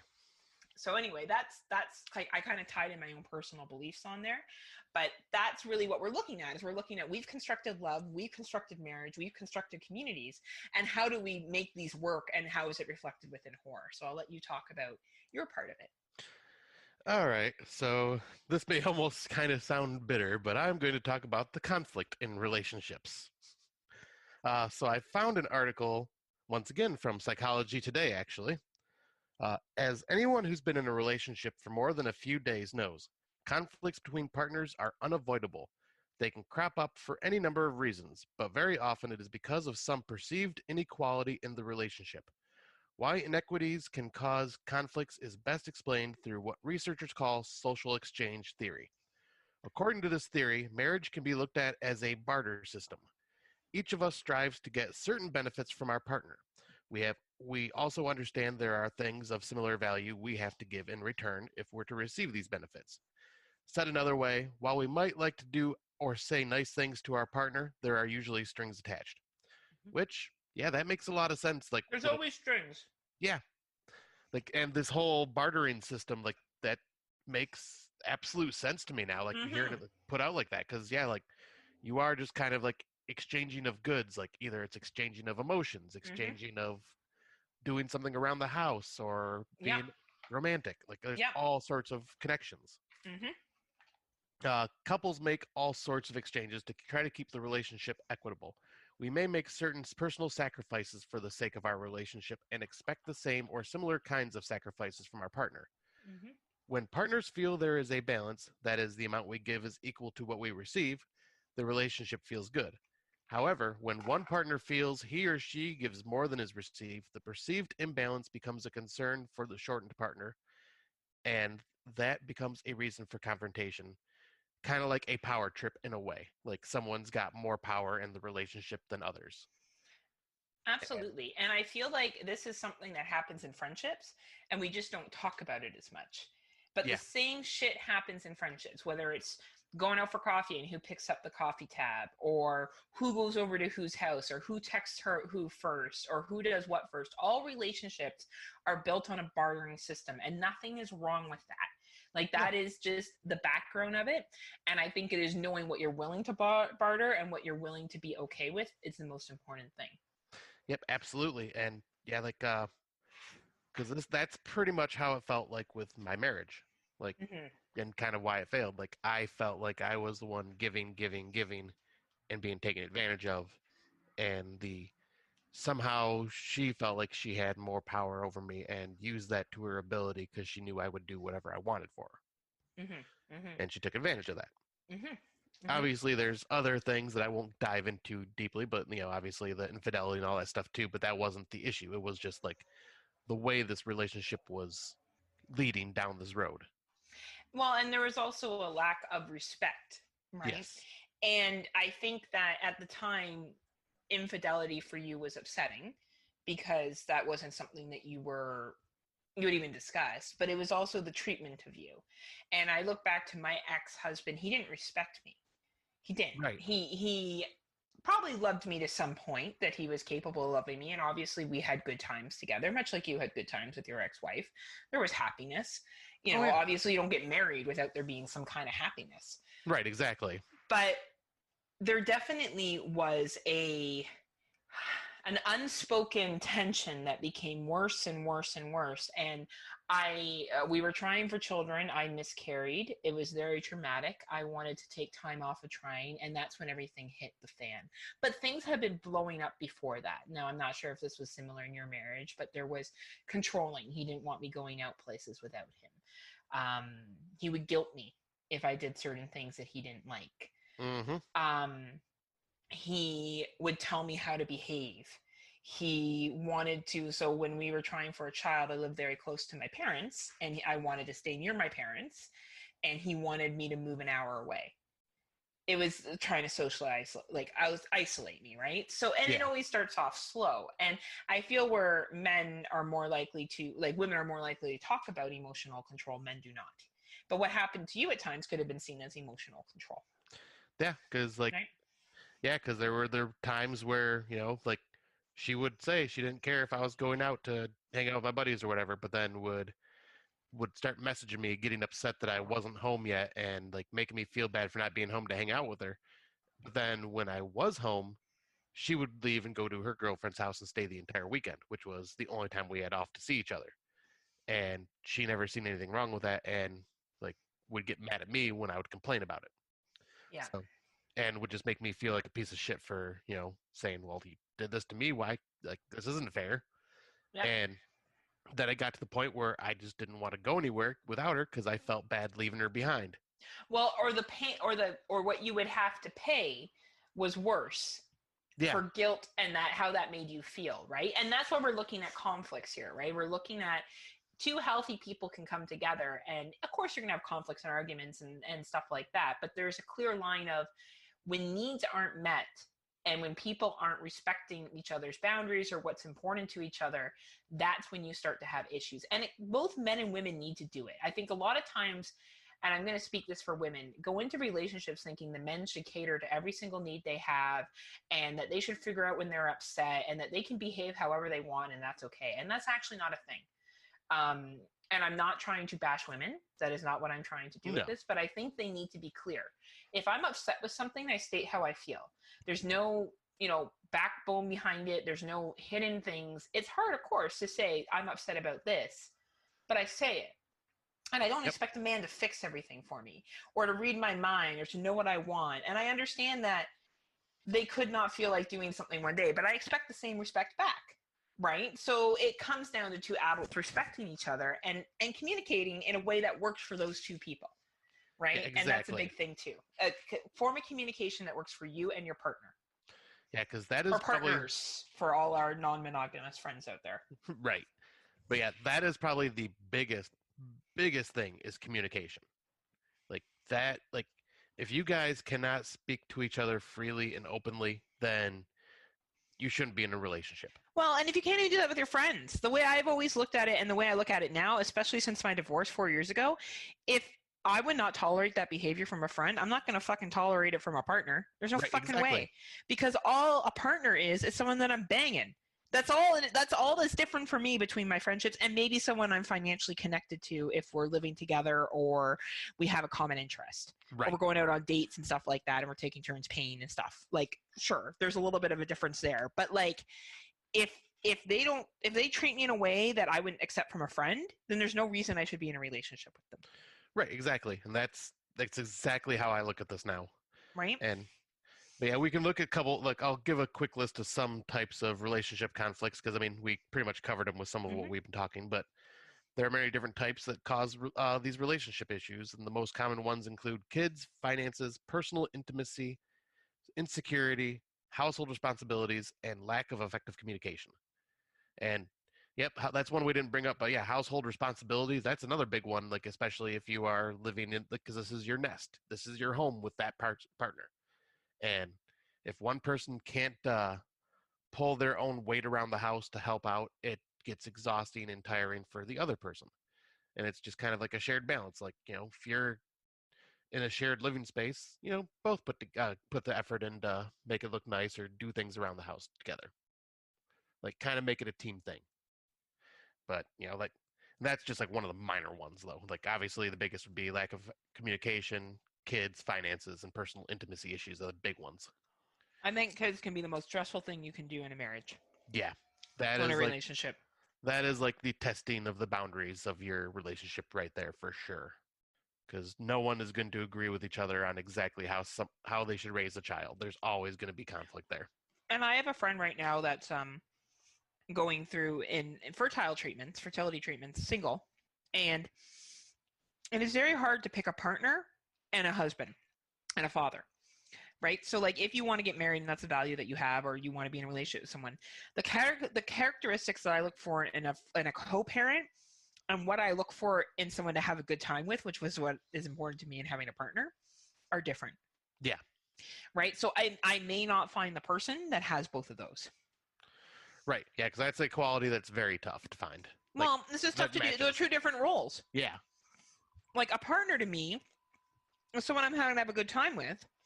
We have similar values and interests in, and are on par with taking care of financial things that we need to. A parent is someone else that I'm going to raise another human being with values and thoughts of life and how I want them to conduct themselves. They're different.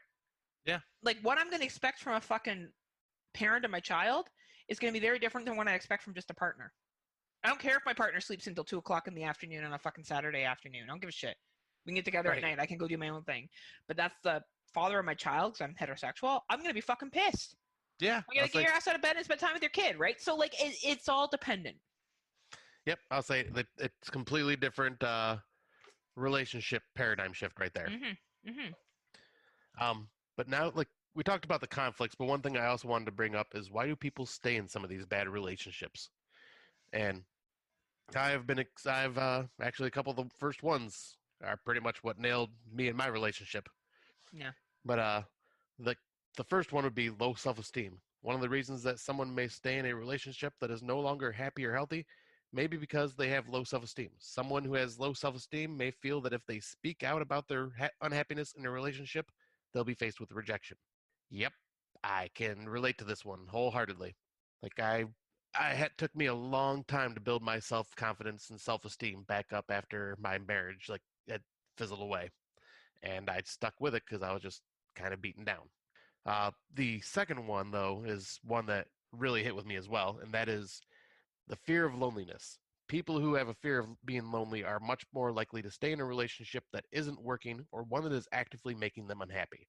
To them, being together and unhappy is much more preferable to being alone and unhappy. Yeah, once again, could totally relate with that. I still deal with loneliness a lot, but I've been working on that one a lot more. But it is something that's very tough to deal with. The third one is they believe their partner can change. Many people stay in unhealthy relationships because they believe that their partner's flaws will eventually sort themselves out. Yes, that can happen, but very rarely, and it's almost not even worth the time and stress that it puts on you to stick with it. Mm-hmm. They stay for the children. Children make a bad relationship even more complicated. Sometimes trying to stay together for the children isn't the best thing for them either, and it definitely isn't the best thing for either partner. A bad relationship between parents often affects the children just as much as it impacts the parents as well. And yeah, that one I agree with wholeheartedly. I don't have any kids, but yeah, that one, I've seen that one with personal experience from friends. Yep, absolutely. And then this one, number 6, abuse has been normalized. Yep. Unfortunately, when people grow up in abusive households, they're often more inclined to believe that the abuse they go through is normal. This is a contributing factor into why a person will stay in a relationship that is actively harmful to them. They may be unable to recognize what is or isn't abuse, as the harmful parts of a relationship, jealousy, possessiveness, even violence, have become normalized to them over the years. And it can become normalized in a relationship. Yeah. You know, I can remember when I met my ex-husband, I had come out of another relationship that didn't end well. My self-esteem was pretty down. I met him, and he swept me off my feet. Like within the first year that we were dating, we went to Las Vegas 3 times, Mexico once, Montreal. Yeah, Like that's he took me crazy. on trips, bought me things, and I remember he had told me that his last girlfriend had been this fashion designer that worked in New York City, and she had cheated on him. And my ex had cheated on me too. So I just kind of was like, oh, okay, like we both had these similar issues. And I don't talk about this much, but about 5 months into our dating, he was over at my house and my basement apartment, and we got into an argument at the time. And I was trying to console him, and he shoved me. And he shoved me so hard, I flew back onto my bed, and he took off. Oh, And wow. I, I didn't understand what had happened. When he ran outside, he ran like I was going to come after him and hurt him. Like he shoved me like I was going to attack him, and he took off. And he came back a couple hours later. I had gone out with my girlfriends, and I hadn't told them the full story, what had happened, because I was embarrassed and I didn't want anyone to know. And he called my cell phone and was like, I'm back. And I was like, what are you doing here? Like, I thought you left. Like, I thought we broke up. Like, that's basically what I thought had happened, right? Right. And he was like, no. And he would never bring it up. And the next day I said, you can't act like that. He's like, well, my ex would try to come at me and knee me in the nuts when we would fight. So I thought that's what you were doing. And I'm like, oh, okay. That's fair. Oh, no wonder. And like he would always normalize the behaviors. And then there would be a high again, right? There would be, I love you so much, and it was definitely a whirlwind. Like I was head to toes invested in this relationship. And that's just one example. And then every couple of months or so, another fight would occur. And he would either call me a whore or a slut, scream at me, and then tell me he was sorry and that it was stuff from his ex. And of course I believed him because I had come out of a bad relationship. So I was like, okay, well, that makes sense. And you justify and you normalize and you justify and you normalize and you think that if you love, because there's always good times. And I think that's what a lot of people forget about abuse. And that's what I didn't know either. And when I finally made the decision to leave, it is after my arm had been bruised and he had his hands around my throat. And I made him leave that night. And, I look back on that, and he came back. And there was, I won't go into great detail, but it was very painful getting him to leave the house permanently. And, I even talking about it now, there's days where I catch myself thinking, oh, was it really that bad? Right. And it is. And it is, right? But you forget and you want to normalize because you remember the good times. And I get it now. I get why people like you and I who seem normal, successful jobs, a good life, whatever, will end up in these situations because people that are abusers tend to be narcissists and they can take advantage of people like that. So it's not only has abuse been normalized from a childhood, it slowly becomes normalized in the relationship to where you don't remember what's right or wrong anymore. Yep. I can remember so long that you just think it's part of it. I was on a date about 6 months after my divorce, and I spilled coffee in the car, and I got so upset, and the person I was with was like, I just, are you okay? Like, did the hot coffee burn you? And I started to cry because if I had spilled that hot coffee in my ex-husband's car, he would have screamed at me. But I had been, and this guy's concern was just, are you okay? It was such a new learning of behavior of like, no, that's the normal reaction. Right. Right. So it's a really interesting thing that we talk about here. And we're going to see in some films we're going to talk about where there is emotional abuse. Oh, and how it's been, especially in Midsommar, and how this person's been groomed. Yeah, because she's completely normalized in it. Exactly. So anyway, I just wanted to add that into this part here. Yeah, thank you for sharing that. Because that is a little more in-depth detail, like something that I have not experienced, but something you have. Like I dealt with the more mental. I guess it would be more the mental, emotional abuse. Nothing which like is physical. Typically what men experience from women, even and women seem to think they're okay to do it because they're women and they're not. Right. Right. So And it's easy for them to do it because it doesn't feel like abuse. No, and women have been trained to do it with each other, so they think that's appropriate way to treat someone, but it's not. Yep, and at least for men like me, it's hard for us to cope with that. It is. And it's left a lot of insecurities with me that I have been still dealing with to this day. Absolutely. But yeah, so that's some of our research that we did. So we are going to jump into some of these movies that kind of relate to the horror relationships and some of these topics. The first one we're going to bring up is The Invitation from 2015.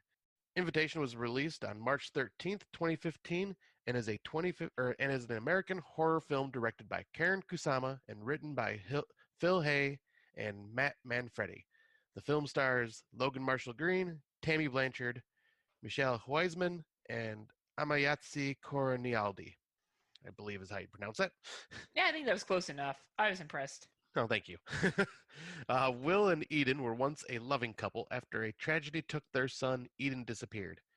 2 years later, out of the blue, she returns with a new husband, and as a different person, eerily changed and eager to reunite with her ex and those she left behind. Over the course of a dinner party in the house that was once his, the haunted Will is gripped by mounting evidence that Eden and her new friends have a mysterious and terrifying agenda. But can we trust Will's hold on reality, or will he be the unwitting catalyst of the doom he senses? Yep. So, what a great sum up of this movie. Yeah, this is like, because this plays out like this could just all be in his head for almost the entire movie. Yep. And this shows, for the relationship side, the whole kind of working as a friendship after a tragic incident happens in their relationship. Mm-hmm. And it's how some people can change dramatically and you just don't even know them anymore.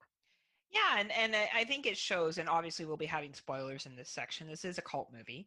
Yes. It starts off like a Tupperware party. It reminds me of one of those stupid fucking party-like candle parties that you go to. Did you ever have to go to one of those? I got drugged to one a few times. Oh my God, there's a fucking Mary Kay and that shit. But it becomes more than that. And I feel like when we look at Will and Eden, I think about they're trying to be friendly after a breakup. So he hasn't heard from her. And I'm very surprised because he hasn't heard from her that he goes to the house. Now, I'm assuming he's probably going because he used to live there. So obviously she got the house in the divorce. She's remarried, so their divorce has been finalized. And they had a kid together. And I still find it crazy that he showed up. But those are the reasons I'm thinking of why. It was his former home. He's curious to what is going on with her and how she's coping with the death of their child. And I think the memories that it brings back when he goes back to the home, because the son's room is still the exact same. So I think he just kind of wanted this like trip of nostalgia to remember his son as well. And maybe some closure for him. But when he gets there is this sense of uneasiness. And you are a little unsure if it's just him reflecting that there is. Like, is this just him looking for problems? Because there is some kind of religious talk that is going on in a video that they watch, and the relationships between everybody becomes very evident. Yeah, because you they've see all a lot known of each other their a long time, right? Yeah, I'll say, because you see a lot of them that are their best friends from when they were a couple, and like they both just hadn't seen them in forever. And then there are those like smattering of a couple new people that are, I think it was David's friends, the new husband. Yes, and like he's brought the two weirdos that are acting, excellent actors, by the way. Oh, amazing. Excellent. And obviously Will's brought his new girlfriend. And there is this, I think about being friends after the end of a marriage. Now the child is passed. Honestly, if my ex asked me to his house with him and his new wife, he is remarried. We've been separated. We've been separated 4 years, divorced officially for 3, but I don't really. We were done the moment he left here, and I asked him to leave. I don't even go to their house ever. Right. To be honest with you, I don't hate him. I don't walk around and even in this podcast, I'm trying to speak of him respectfully. I'm not using his name. Only my close friends will know what I'm referring to, and this stuff I've spoken publicly about. But I would never be like, let's go have a dinner party. I find that concept really weird, but I know you are more friendly with many of your exes as well as your ex-wife. Yep, yeah, I'll say my ex-wife and I, we actually, our relationship has completely changed. We aren't like best friends anymore, but we are still, like, I would say, good acquaintances. Mm-hmm. Like, we still talk on the phone every once in a great while just to check up on each other, see how we're doing. We're, happy to hear that we're both doing better, and we both realize we're happier separated. Mm-hmm. Like, we just realized that where we were going was going to be a dead end. Mm-hmm. And so, yeah, like, obviously it does not even translate to what happens in this film. But would you go to a party? So if your ex was having a party, you would show up. Um, Like something like this. I don't know. No? Like, Okay. I'm not sure on that one. Like I just I don't see that being. I feel that'd be weird. Absolutely. Well, think about the girlfriend that Will brings. Yeah, exactly. Like, that's awkward position for her. But she's pretty friendly throughout the entire thing. She seems pretty comfortable with what's going on. She is almost embarrassed by his behavior at times, and why he's being so weird. It's almost like she is trying to create normality because Eden is very welcoming to her. Eden's husband is very welcoming to her. Will and Eden, I never got an ounce of sexual chemistry between them at all. I did get a loss of, we're both grieving. Why do you seem completely fine with everything and I'm still very grieving? This doesn't seem right.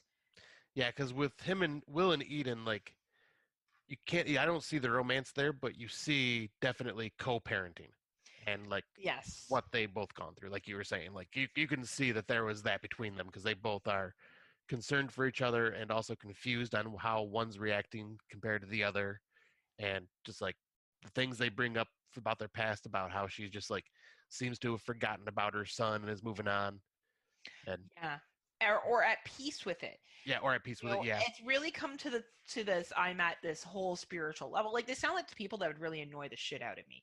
Yeah. That I'm at this super spiritual level and I don't feel this pain anymore. And they lock the door when they come in. Why is the door locked? Well, lots of people lock the door. They live in LA. They live in a really rich community. Like, I wouldn't be surprised if people would lock the door. The interactions when they play that game. Yeah. Which is basically have you ever, only it's reversed of what you would want to do.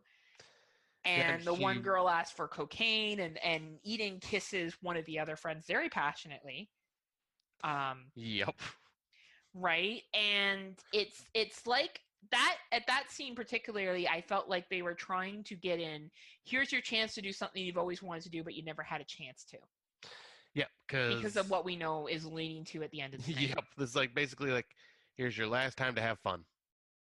Right? So the relationships, this movie is very much about the relationships between the friends and Will, and how Will's behaving, and how some friends are like, dude, you need to move on from this. Dude, you're acting like an asshole. His concern about the one woman that gets uncomfortable leaving and then we don't see again, and we know why we don't see, because she's probably killed. Right? Yeah. So it's just very interesting. And even when the killing kind of begins, because they go to poison them, and I thought the poisoning was going to happen with the food. Oh, yeah. I don't know if you thought that. Yeah, I thought it was going to be in the wine. Did you? Like the original wine or the second wine? Like the wine where she pours the wine at the end, and that's when we find out that wine's been poisoned? I was thinking the first one. Like, okay, the first wine. Okay. So by the time we get to that second batch of wine, and they have it, and after that, and that's just after that huge conflict about Choi. Yep. Right? About Choi, why isn't he here? He left a message saying he'd be here, and then when Will checks his phone, he gets that message from Choi being like, oh my gosh, I had to run out, or he does show up saying, I had to go for work, I'm back now, blah, blah, blah. Yeah, it makes Will look like a complete asshole. Right? So it's using all the relationships of the friendships and the grief of the child, and the woman that's kind of, I think she's coming down from a drug addiction, trying to hit on Will. Like Oh everyone's yeah, just trying to do and feel what they want to do in that moment. And when they do start the poisoning and the one character is killed and then someone else gets shot, I feel like that's when Eden has the reality of what is happening and has second thoughts. yep. Because you can tell she's not really wanting to do any of this after she sees it unfold. Well, she has that conversation with her husband in the bedroom, right? Yeah. Where and the scene with Will and her is very, and I believe Will shoots her. I think no, she shoots herself. Yeah, She because shoots herself. That's right. she shoots at Will. I think she ends up hitting him in like the arm or something like Yes. that, and she feels horrible about it, and then she shoots herself in the stomach, which, oof, that is not the way to make a quick, swift death. A stomach wound is a long, drawn out, painful death, Absolutely, right? And and that's it was so just traumatic seeing that happen. now, do we think she did that because she purposely wanted to feel the pain and wanted to feel that drag out I because think of she what she had did. done? I Because think really, it's she had led these people on all night, right?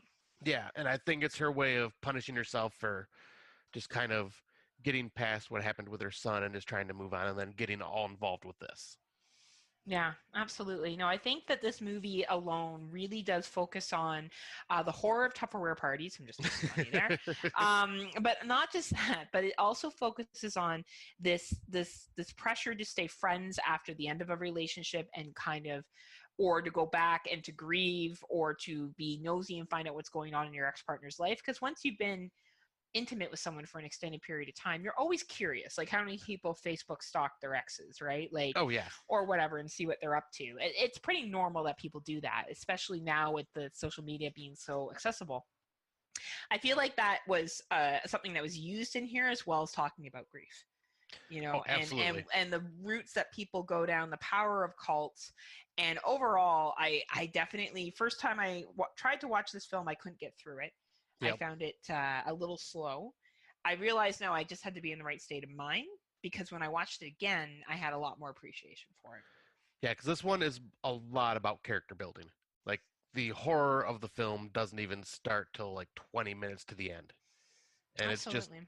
it's just a lot of like just playing with your mind, asking, making you wonder if Will's crazy or if this is really happening, and it's building of these relationships, which is once again why I love these types of films because these building of relationships really pull you into these characters and make you feel for them and what they are going through.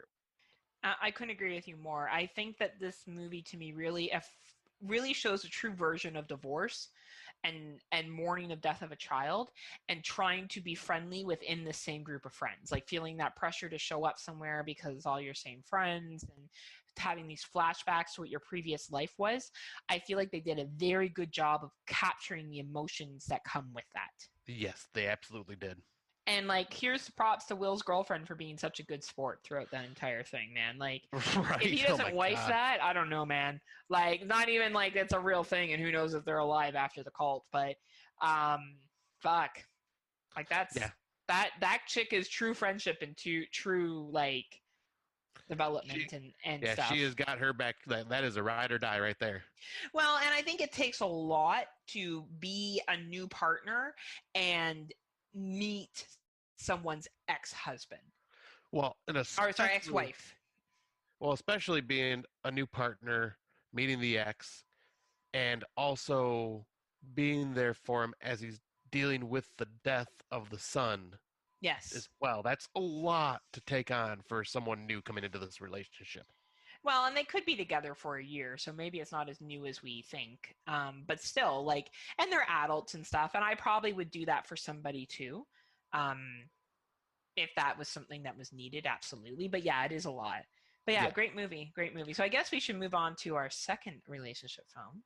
Oh, yes. So, yeah, the second one, everyone might have heard of this film, Mm, but that is Midsommar from 2019. It was released on July 3rd and is a folk horror film written and directed by Ari Aster and starring Florence Pugh, Jack Rayner, William Jackson Harper, Wilhelm Blomgren, Laura Torchia, Archie Medekwe, and Will Poulter.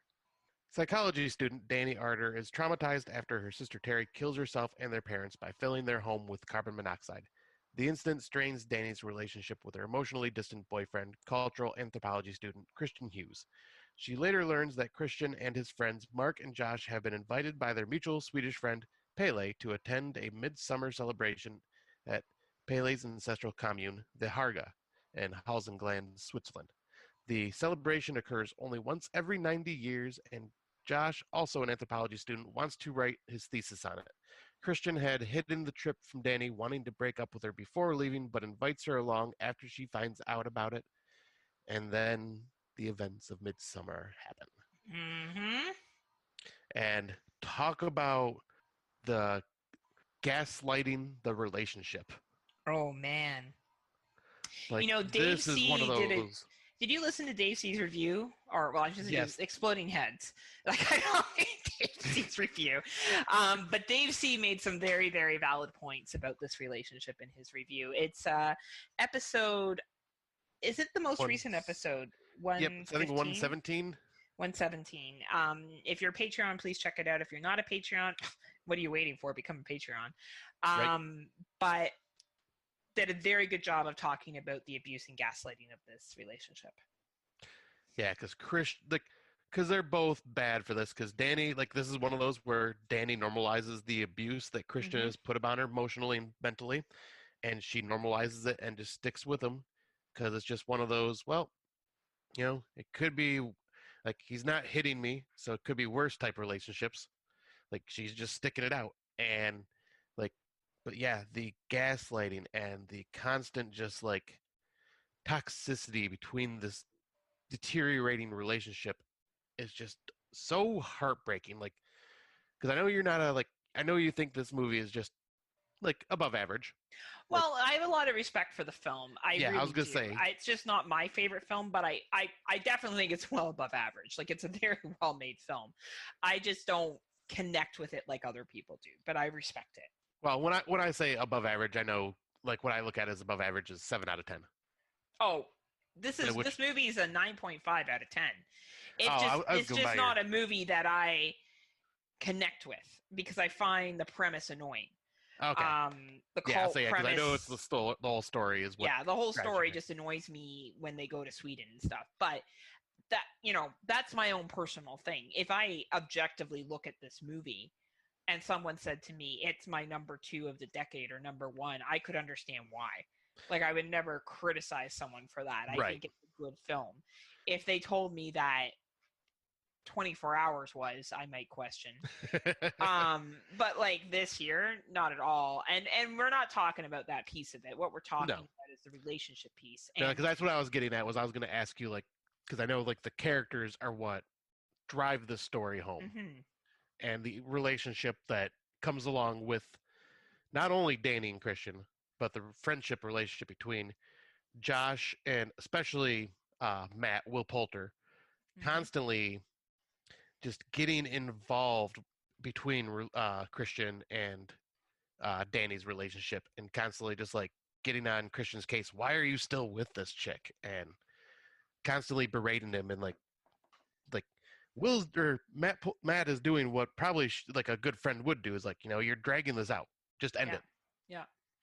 And Christian just either because obviously the bad timing of the parents passing away with her sister, that's a wrong a tough time for someone to end a relationship, especially for a woman that is broken as her after that happens. So this actually happened to me. I was going to break up with a dude and his mom died of cancer. Oh, that's right. I met him in May, and his mom was sick. I didn't realize how sick. He was going away to school in September, and she took a turn, I guess, at the beginning of August. I went up there to see him. He lived about 45 minutes from me, and I watched her die with him. Yeah, that's rough. It was the fucking hardest thing I've ever had to watch. And I was planning on breaking up with him because he was going to school and he was just a fun-time boyfriend. And that relationship ended up being a lot more, and I stayed with him because his mom died. Because how do you end a relationship with someone? So I do empathize with Christian a little bit here. I don't empathize with his treatment of her. Right. But I remember sitting there when she was thriving in pain, going to the washroom and being like, I'm gonna fucking see this woman die tonight, and I can't break up with her son. Like, it was a week outside of Labor Day, and so it was around this time, and yeah, and he went to school, and I continued the long distance relationship with him, and he had a lot of addiction issues and stuff that I thought I could help him work through, which I could not. Right. But yeah, it's hard. It's hard when you're in that situation, when you want to end something. I remember one other time I was driving over to break up with a boyfriend of 2 years, and I got there and he was really, really sick. I'd take him to the hospital. He had appendicitis. Oh my gosh. And all his family lived in Nova Scotia, and he was living here in Ontario. So I couldn't break up with him then either. Wow. I had to call his parents and tell him that he went in for surgery. And I ended up staying with him for another month and a half after that. And then I just couldn't do it. I was just so unhappy with the relationship. So I do empathize with Christian a little bit, because I've been in a situation twice where, you know, something has occurred that when I'm about to go end something and it's not forced me, I still chose to, but in both of those situations, the appendix thing sucked and like that's horrible, but when someone loses their mother, like it is pretty fucking hard to walk away. I can't imagine what he's watching her experience and then walking away.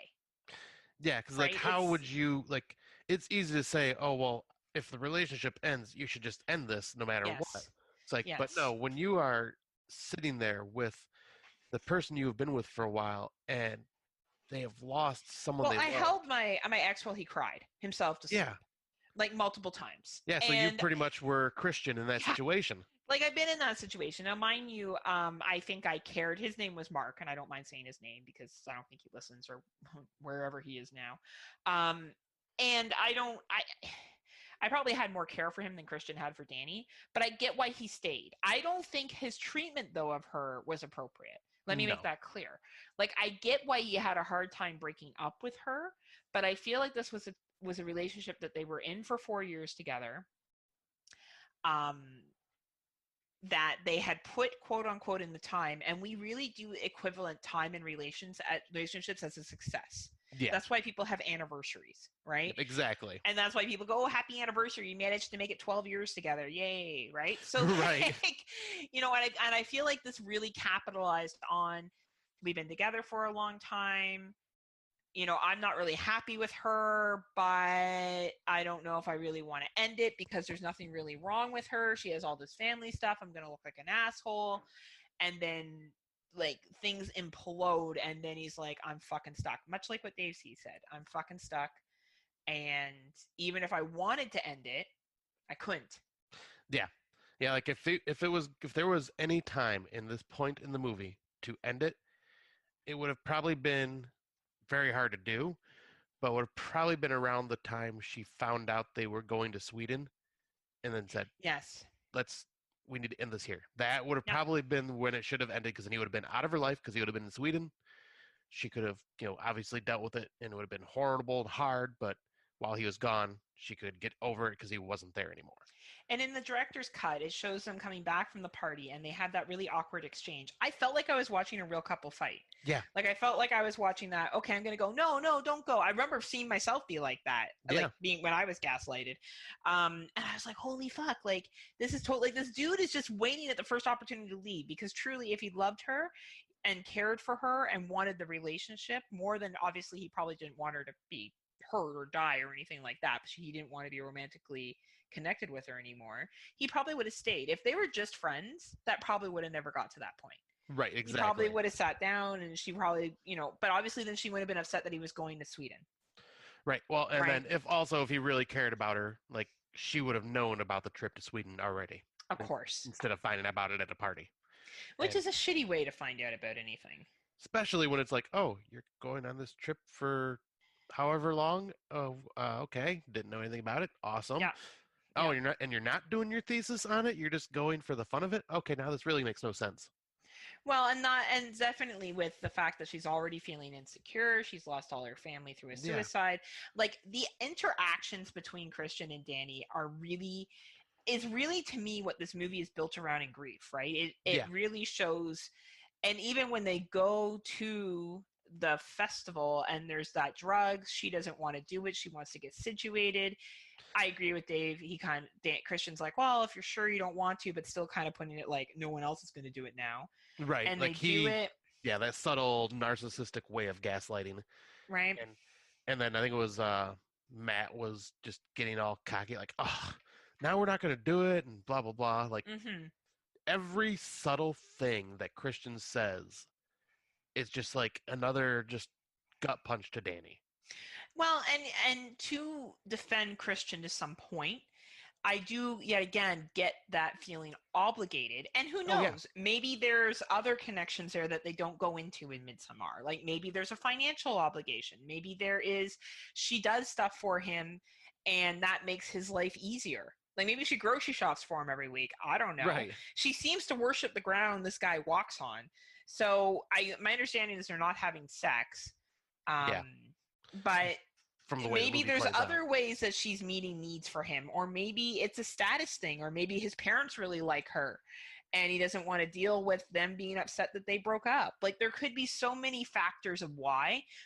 Yet again, doesn't justify the behavior, but it kind of going to Sweden is kind of where the epitome is. Like throughout that entire time there, like when she's tripping and takes off, he doesn't follow her to see how she is. Right. Her birthday, he basically forgets about, and then what's his face needs to tell him about it. Yeah, and I think it was Pele tells him about it, and then also Pele draws her a picture for her birthday, and like he's showing interest in her over Christian. Which is also becoming that kind of interest there, right? Even if that's more of a friendship, there's still because I'm not sold on the romantic piece of that. I think he was romantically into her towards the end, but I think he fell for her as time went on. Yeah, because I think Pele was just more or less like, I'm seeing how Christian is treating you. I'm going to show you that you deserve better in a way without like being overly forceful about it. That's what I get the impression of, right? Yeah. Yeah, because everything about the way this film covers the relationships is like, because you could even see it and at the end when they have Christian put in the bear suit and he's getting put in she gets to decide like if he's going to be the one to be in that bear suit. And you kind of see like, obviously she's drugged up, but like, and she's just an emotional wreck because she caught him like, having that crazy sex scene with the redhead with all the other women around chanting for him. And that just I think that was like the final straw for her that made her snap. And I think at that point she obviously didn't know what was going to go on, but she chose him because that was her way of punishing him. And you could see that look of like towards the end when she's in the flowered dress and she's just smiling like a maniac. You can see that it's almost like she is around her a circle of family that actually care about her. Well, she's found the relationship support she was looking for, because this is not just about the relationships of her. Like we focused on that, but if we're expanding now that she's found that, you talked about the give and take earlier. Yeah. The resources, the bartering. She's now bartering with these people. She's found people that are grieving with her and bartering with those emotions that she so badly needed from him or from other friends and that she wasn't getting. And really in Western culture, we don't allow someone to grieve. Most people are very uncomfortable with funerals. They're very uncomfortable with death. They're very uncomfortable with talking about things that are difficult. So going into this culture where everyone feels, the elder people making that choice in the latter end of their life to kill themselves, a lot of people see that as dark and creepy. And probably one of the reasons why I didn't find this movie scary is because I did not. Right. I was like, yeah, this is what these people are choosing to do. It's too bad it got botched and the one guy suffered. Right, exactly. But I don't think anything is wrong with people choosing to end their life because they feel like they've reached their pinnacle and that's what they want to do. I actually don't, and maybe people have a problem with that, but I don't really feel like it's my place to go and judge what another community is consenting to do. Right. Sorry, go ahead. I was going to say, and I do agree with the whole, it's kind of like she found her emotional support system through these people. Absolutely, right? She found the connection that she didn't know that she was missing. She found the relationships. And this whole movie is Yeah. based on relationships. It's based on how that cult functions as one, which is so opposite from Western society. Yeah. Western society is very individualistic, hence trying to who can be the person to write the thesis the best, trying to overshadow each other when it came to getting information between Christian and I can't remember the other guy, the other Josh that was writing his thesis. This whole movie is based on those multiple relationships and the difference between Western society viewing of grief and feeling of emotions and the lifespan and the Sweden or European or this cult-based society, pagan belief on how it should work. I'm like going through everything, but I guess pagan is the best thing to describe it. I think it's a very good case study on that. Yeah, it really is. Because, yeah, because that is like part of what the whole thing with Christian is. Yeah, he showed no emotion. Yeah. And that is what Danny needed, especially at that time in her life. And maybe it's because he didn't love her enough or didn't have the westernized, honestly, most people are not good at helping people grieve. Really aren't. Yeah, I was just going to say. Hard skill set to have. Yeah, because I was going to say, when I lost my brother, my wife at the time, not very supportive. But No. just because she really didn't know how to grieve or how to support someone that's grieving like that, which, I don't hold that against her because I understand it's a tough thing. You got to have the right type of emotions to be there for someone like that. Well, and also you have to be comfortable with death. And death is not easy. With my ex-husband or my ex, when he was grieving, I never assumed that I got what he felt. His mom was dead and not coming back. And there was no way I could ever understand that. I just never stopped him from talking about her. I never stopped him from telling me stories. I never shied away from the topic. I never stopped him from reliving that night. I let him talk about whatever he needed to talk about. I let him cry when he needed to cry. I never told him to stop. Right. I never told him it will be okay. Because you know what? That's a fucking lie. It wasn't going to be okay. No. But he was going to eventually adapt. And I've been told by many people, and I'm not trying to, blow my own ego here, but I'm very good at confronting stuff like that. I've had coworkers that have lost parents, and I always take that same approach. I never shy away from asking them how they're doing, whether it's 2 months, 3 months, 6 months, a year, 2 years. You never stop because grief is an ongoing process. But generally speaking, in Western society, we have not been taught or encouraged to talk about that. We assume that people die and 3 days later you have the funeral and then everyone just goes back to being fucking normal. And that's not how shit works. No, and it is not. And that's what was really reflected in this movie. So I think as to respect to your ex-wife, I don't even know if she would have had the skill set because we've never been forced to have the skill set. So exactly. That's why I say I didn't hold it against her. Right. So it's interesting. I think this movie, more than I'm talking about it, the actual more appreciation I have for it because I never looked at it from that lens. Yeah, I was like, this is just one of those films that just has multiple layers to it. It does.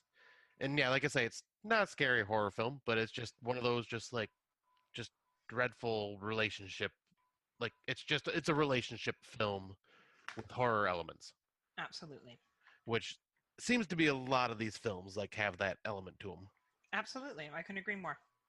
But yeah, we can move on to the next film, which is Swallow from 2020. It was released on January 15th and is a psychological thriller film written and directed by Carlo Mirabella Davis in his directorial debut and starring Haley Bennett, Austin Stowell, Elizabeth Marvel, David Rash, and Dennis O'Hare. The synopsis is Hunter, a young woman from a lower class family in upstate New York, has recently married Richie, a man from a wealthy family who is set to take over as CEO of his father's Manhattan Corporation. This affords Hunter, once an aspiring illustrator, the ability to stay at home in the couple's lavish upstate home on the Hudson River. Despite this, Hunter finds herself increasingly emotionally stifled and isolated in both her marriage and domestic life, and finds Richie distant and inconsiderate towards her. One day, while home alone, Hunter develops the impulse to eat a marble and musters the courage to do so. She finds it exhilarating and begins to consume other inedible objects around the house, including thumbtacks, metal figurines, and batteries. Each item she swallows, once digested, she meticulously cleans and arranges on her vanity. All right, so this one I know you probably remember way more than I do. Yeah, I think this movie here, there's a lot of thought of whether it's a horror or not, and I think that's fair. Yeah. I found it very much a horror movie because I think it very much reflected, the experience of someone who is marrying into a wealthy family. My ex's family was quite wealthy. Um, and there was definitely expectations. Before I would go over to their home, my husband would tell me how I should dress. That would be acceptable. Also, they're South Asian, so there were certain things that in that culture that women aren't supposed to show. Right. I would not wear shorts over to their home. I would only wear pants or capris. Were the only thing that was acceptable. I wouldn't be wearing a tank top or anything like that. I would be wearing clothes that covered my body to a certain extent. I didn't have to wear a hijab. They were Sikh, so I did have suits and stuff, and I would wear those occasionally. And of course, when I would go into the Gurdwara, I would cover my head out of respect because that's what happens in that place of worship. So I really represented with this Hunter coming from, several times it's stated how good her life is now because she's with Richie, and I feel like Richie selected her simply because he saw someone who was pretty, that he could control, that he was bringing up from poverty into a life of wealth that would probably do whatever he wanted. Yep. And would allow her to. Keeps an immaculate home, but is bored and is lonely. I was pretty sure Richie was having an affair as well. Yeah, I think there was an affair going on. Absolutely, with somebody. And that, yet again, is neither here nor there. And I think her decision to eat these objects, yes, pregnant women do crave this. This is something that does come up with pregnancy too. But it was one thing that she could empower and do herself. Much like eating disorders and other things, it's something that if someone has a lack of power or is being abused, they choose to consume objects. And I think they just did a really good job of showing her progress and becoming ill and then finding out, and eventually her gaining the strength to leave that situation and restart her life. And even at the party they throw where she is pregnant, she finds out that her husband has talked about her being in the hospital, and she's super embarrassed because they're trying to throw this lavish party. She's dressed a certain way. It was very much a movie about, here's your golden opportunity as a woman. You're being taken care of by this rich family. You have this beautiful house on the Hudson. All you have to do is, basically worship your husband and be fine with being the eye candy that goes to the parties and makes idle conversation, produces the babies, and makes a good life. You present all that while he becomes a successful businessman, and you stand behind him or beside him and allow him to do whatever he wants on the side. Now, some women are fine with that, and I would never criticize a woman's choice for that. Obviously, Hunter was not.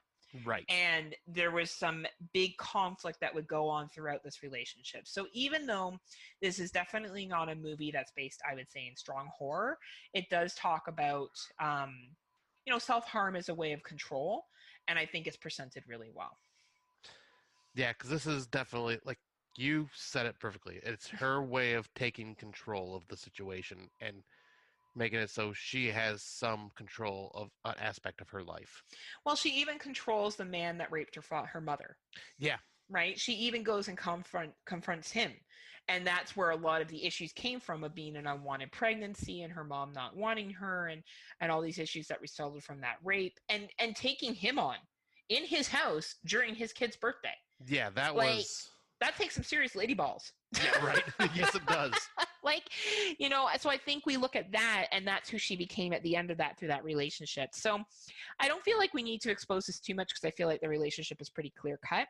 Yeah. But that's, when I look at this movie, I feel like that's what they were capitalizing on, and her internal strength as it continues to grow. Yeah, because I remember some of that film, but I remember I know you have a better memory with these movies, and this one I knew you were picking up on the underlying themes that I was not getting. Well, the next one's going to be your baby. Oh boy, yes it is. So yeah, we will jump right into that one, and that is After Midnight from 2020, released on February 14th on Valentine's Day. How convenient with how the story plays out. Very much so. After Midnight was formerly titled Something Else. Yeah, that was the title. Something else. And is a American romantic monster movie. That is probably the best description for this film because this is a romance movie with a monster.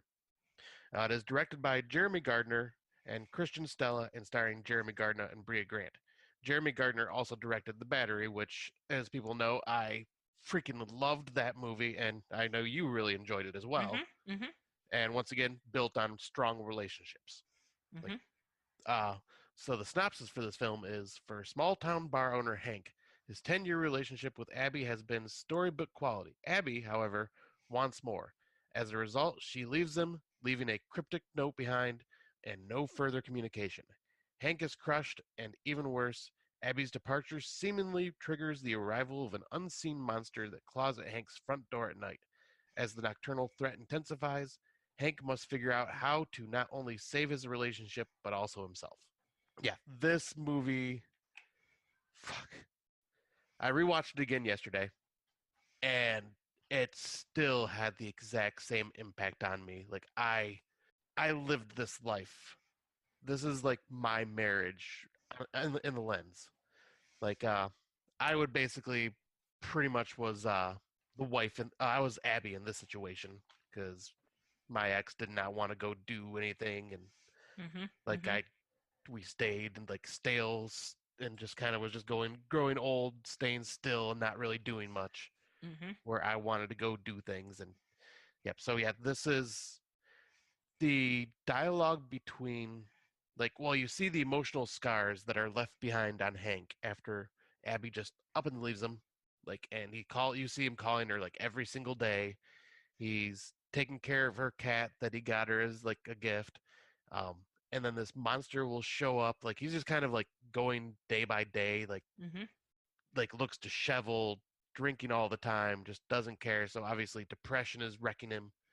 And the underlying theme for this is obviously loneliness and depression. That is what this monster is. It's clawing at the door every single night. Mm-hmm. I also think it's lack of communication Yeah. Oh, there is that big time. because she actually did tell him why she was going where she was going. Remember? Yeah. Yep. That is like a Right. key element of this. Yeah. Because like yeah, they have that very just incredible scene between the two of them when she does come back, and it's like a 10-minute scene of just them talking and explain. She explained because he confronts her and just says, "Where did you go? Why? How come for so long?" And she said, "I told you I was going to my high school reunion. I wanted you to come along, but you even said I don't want to get dressed up to drive 5 hours and meet up with some look up at other people's noses and then leave again." She's like, you got me stuck here." She's like, "I wanted to go see the world. I wanted to go do this." But then all of a sudden, I became stuck in this relationship where I'm an owner of a bar in a country home where I'm just completely bored and not able to go out and do anything. There's nothing here. And so, yeah, it was just that lack of communication between the two of them. It was the lack of him wanting to do anything. Like, Well, you know what's great about that scene, Scott, too, is it changes how you perceive him. yeah, You perceive him as a victim, and through that relationship, I'm like, dude, you're a fucking piece of shit. You didn't even listen to her. yeah, And she told you where she was going. You're acting like the victim because you were too lazy to listen and figure out what she wanted. yeah. Well, in this one, I would say they're both to blame because I mean, she left. I disagree. When I watched that conversation, she told him where she was going. I'm going to my high school reunion. I want you to come. No, I don't want to come. Those people suck. She goes to the high school reunion, shuts off her phone because maybe she needs some space because he acted like such a dick. And then he acts like a victim. Like she Yeah, I'll left. say- She's telling people he didn't know why she left. He knew so damn well. He just didn't bother to remember. Right. Well, that part for sure. Like the part I'm just saying for her was the disappearance for 4 weeks. Like I guess, yeah, the high school reunion was one time. That's true. Good point. and her just disappearing for 4 weeks entirely, just leaving him like it's like should have at least said something, but you know. Yeah. Like once again, that goes with the lack of communication that I think Yeah. both of them are dealing with. Like she's obviously communicating more, and he's not listening. Yep. And like, but yeah, it's just and then there's certain things she just wasn't telling him because he wasn't listening. Exactly. Yeah, I get what you're saying now. Okay. Yeah, you're right. Yeah. And but you see that they start trying to work on things like because she comes back and they start talking and they have these conversations, and miraculously that monster doesn't show back up while she is around. Mm-hmm. And so, yep, obviously that's just like the underlying theme of this. And they end up having that dinner party with their old friends. Once again, a dinner party with old friends that the couple is back together. Let's have Yep. everybody back together in the Yep. house. Yep. And you can see that she's still like feeling kind of weird that she's back because she's like, it feels like the same old, same old. Mm-hmm. And then he ends up doing that song with karaoke. God, what was the name of it? You say. Yeah, Stay by you Lisa mean- Loeb. Yeah. Like, and the words to that, like, song, because they let him sing the entire song. Like, that, because even you and I were joking when we were Yeah. watching this together originally, like, oh, God, are they going to do the whole song? Oh man, it was forever. But, like, the words, like, I see why they did it, because every single lyric in that, he said, I only hear what I want to, and stuff like that. Like, it Mm-hmm. related perfectly to what they were going through. Mm-hmm. And like how he was treating her, and it was finally coming to terms that he realized he was being a piece of shit. Mm-hmm. And he even straight up says, fuck it, let's do this, let's sell this damn house, let's move out of here, we can go live in Mongolia if we want, like wherever Yeah. you want, I'm going with you. Like, so I think it was just like he coming to terms with realizing that, you know, he was being just an uncaring boyfriend because they weren't married. Well, he also proposed to her. Yes. Yeah. Yep. But yeah, that is pretty much like this movie in a nutshell. Is just kind of watching the strenuous relationship like unfold and then kind of come back together. Because yeah, like something like this could bring someone together if they are willing to change. Well, and I think also what reflects is that goal of marriage and how all the friends are joking and her brother's joking of, oh, when are you going to get married and make it official? What's taking you so long? You know, and it's that goal too, that belief, that goal of marriage being the ultimate goal for this couple. And there's a great jump scare that happens. It's not, yet again, this also flirts in, you know, it calls it romantic monster movie. And I think it has a hard time calling itself horror, but it does. That does have a creature, and I think it does reflect some really great relationships and tying it into that own battle that you're feeling with your own monsters and the old things that come up. Like, I think you highlighted it really well, and I think this and Swallow are two films that really are fringe horror, very, very, very, Yeah. very fringe. But I can understand for some people why they would call it horror, and other people would not. Yep. And this one, I relate to it so freaking well because, like I say, this was pretty much like my marriage. My marriage was going stale, and like then having to deal with the loneliness of separation. Yep. And Yep. but I will say that jump scare once again. Dear God, I knew it was coming, and it still made me fucking shit Still my made you pants. jump. Did you get new pants on afterwards? No, I just wore Still 'em. sinking in those stinky pants. I just let it dry up and kind of become armor. That's really God armor. Oh my God, that's so gross. Oh man. All right. So I was gonna do the last one. I took out one. I don't feel like it's valuable. I feel like this one here is a much more valid one. All right. Do you want me to do it? Sorry, you guys Yeah. are doing all of them to this point. I don't know why I said I would do it. Yeah, you keep going, Scott. You're doing a good job. So our next film that we will be discussing is Vivarium, which was released on June 12th, 2020. Vivarium is a science fiction psychological horror film directed by Lorcan Finnegan from a story by Finnegan and Garrett Shanley. The film stars Imogen Poots and Jesse Eisenberg. I almost screwed up her name pretty bad there. Yeah, well, you caught it. You got it. But the synopsis is, hoping to find the perfect place to live, a couple travel to a suburban neighborhood in which all the houses look identical.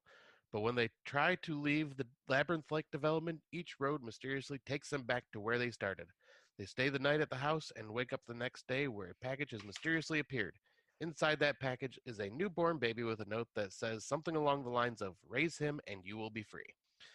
And wow, this is one of those also kind of fringe horror films. This one more Yeah. flirts with sci-fi. Yeah, and it's definitely more horror in it. Yeah. More clear horror.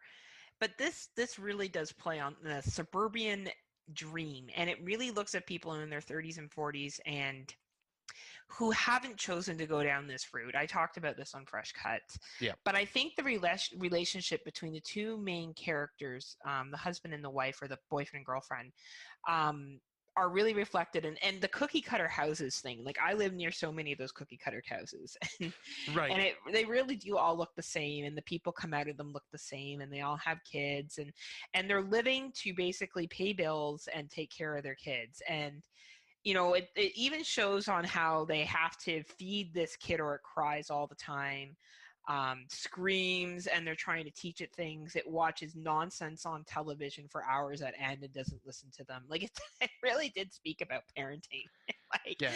and like a complete nightmarish version of parenting. Right. Like, this is like the millennials' view of parenting almost. It really was, or this idea that your whole purpose in life is to reproduce, have this cookie cutter house. He goes out and digs a hole to nowhere, which kind of talks about work. She takes care of the home with bland food in the same routine. And they even begin to have sex the same, right? Like, they Yep. still have sex, but they have this like routine sex thing that they get into and this routine life. And eventually the baby grows up into an adult who dispatches them. Yeah. Who goes to school or goes away somewhere. They really don't know where he goes. He's gone for hours at a time and comes back and dispatches them. And that's what they mean by free. And then this newborn baby goes and replaces the real estate agent and brings the next couple in to do the same thing. And it's a belief of whether this is science fiction or a play on society. But when I really look at this, it talks about the expectation for people and how we're really beginning to buck against the system, and how I know many of people that have gone into relationships, had kids, and feel like they're fucking living this. Yeah, exactly. They're not happy. Like, they're like, this is, because what is happiness at that point? Right. You are suffering. You are sacrificing and suffering to make sure your kid is happy and taken care of. Right. And it's always the appearance, right? And making sure that things are always fit a certain way. That the child is never upset and everything is kind of made to work.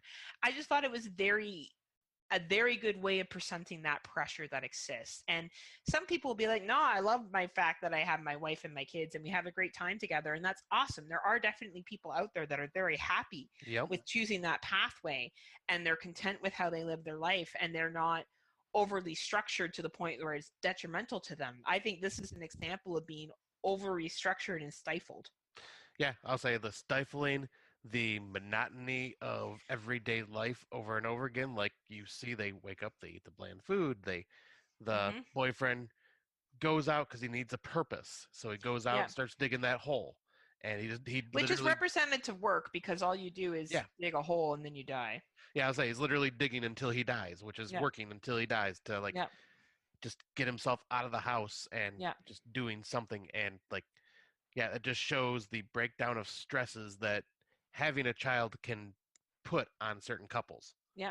And because you've seen them, they were a great couple together. They, everything was good. And then when they were forced to raise this child, like, you've seen the cracks happening in their relationship and them splitting it out. And they tried to run away from that, and then they kind of got locked in. And you could argue that society's way of taking people that are like, no, we're choosing not to have children, we don't want to be married, we don't want to buy a house, and being like, too bad, you're buying a house and here's the fucking baby. Right, exactly. The expectations of what you should be doing in society, and here you go. And yet again, that is not to say that those are bad expectations. There is nothing wrong with that being your goal, is to have a nice home and to have a baby and to have a good life and to have all those things. It's just when people feel like that is the only path is what this movie is capitalizing on. Yeah, you said it best when you said they feel stifled. Like, because that's what, like, people like that are suffering, like, that don't want this, feel stifled because of that. Yes. They want you to be like this, and you don't want to. Exactly. And that's the interactions between the two, you see the relationship really go downhill. There's one point where Jesse Eisenberg tries to, I don't want to say kill the kid, because they have this moment where they're dancing outside and they're able to get the car battery going. Yeah. They play music and they dance outside, and the kid comes outside and something happens and it ruins it, and he locks the kid in the car. Was that another time when he's screaming and he locks? Oh yeah, that was one morning he woke up and the kid was screaming because of, like, he didn't get the right breakfast or whatever it was, and so he picked him up and threw him in the car and then just closed the door and just said, let him scream it out. Well, basically let him die. He didn't want to scream it out. He wanted him to die. Right. He wanted him to stop eating and all that. He wanted him to not exist anymore, which I can understand. I wouldn't want that either.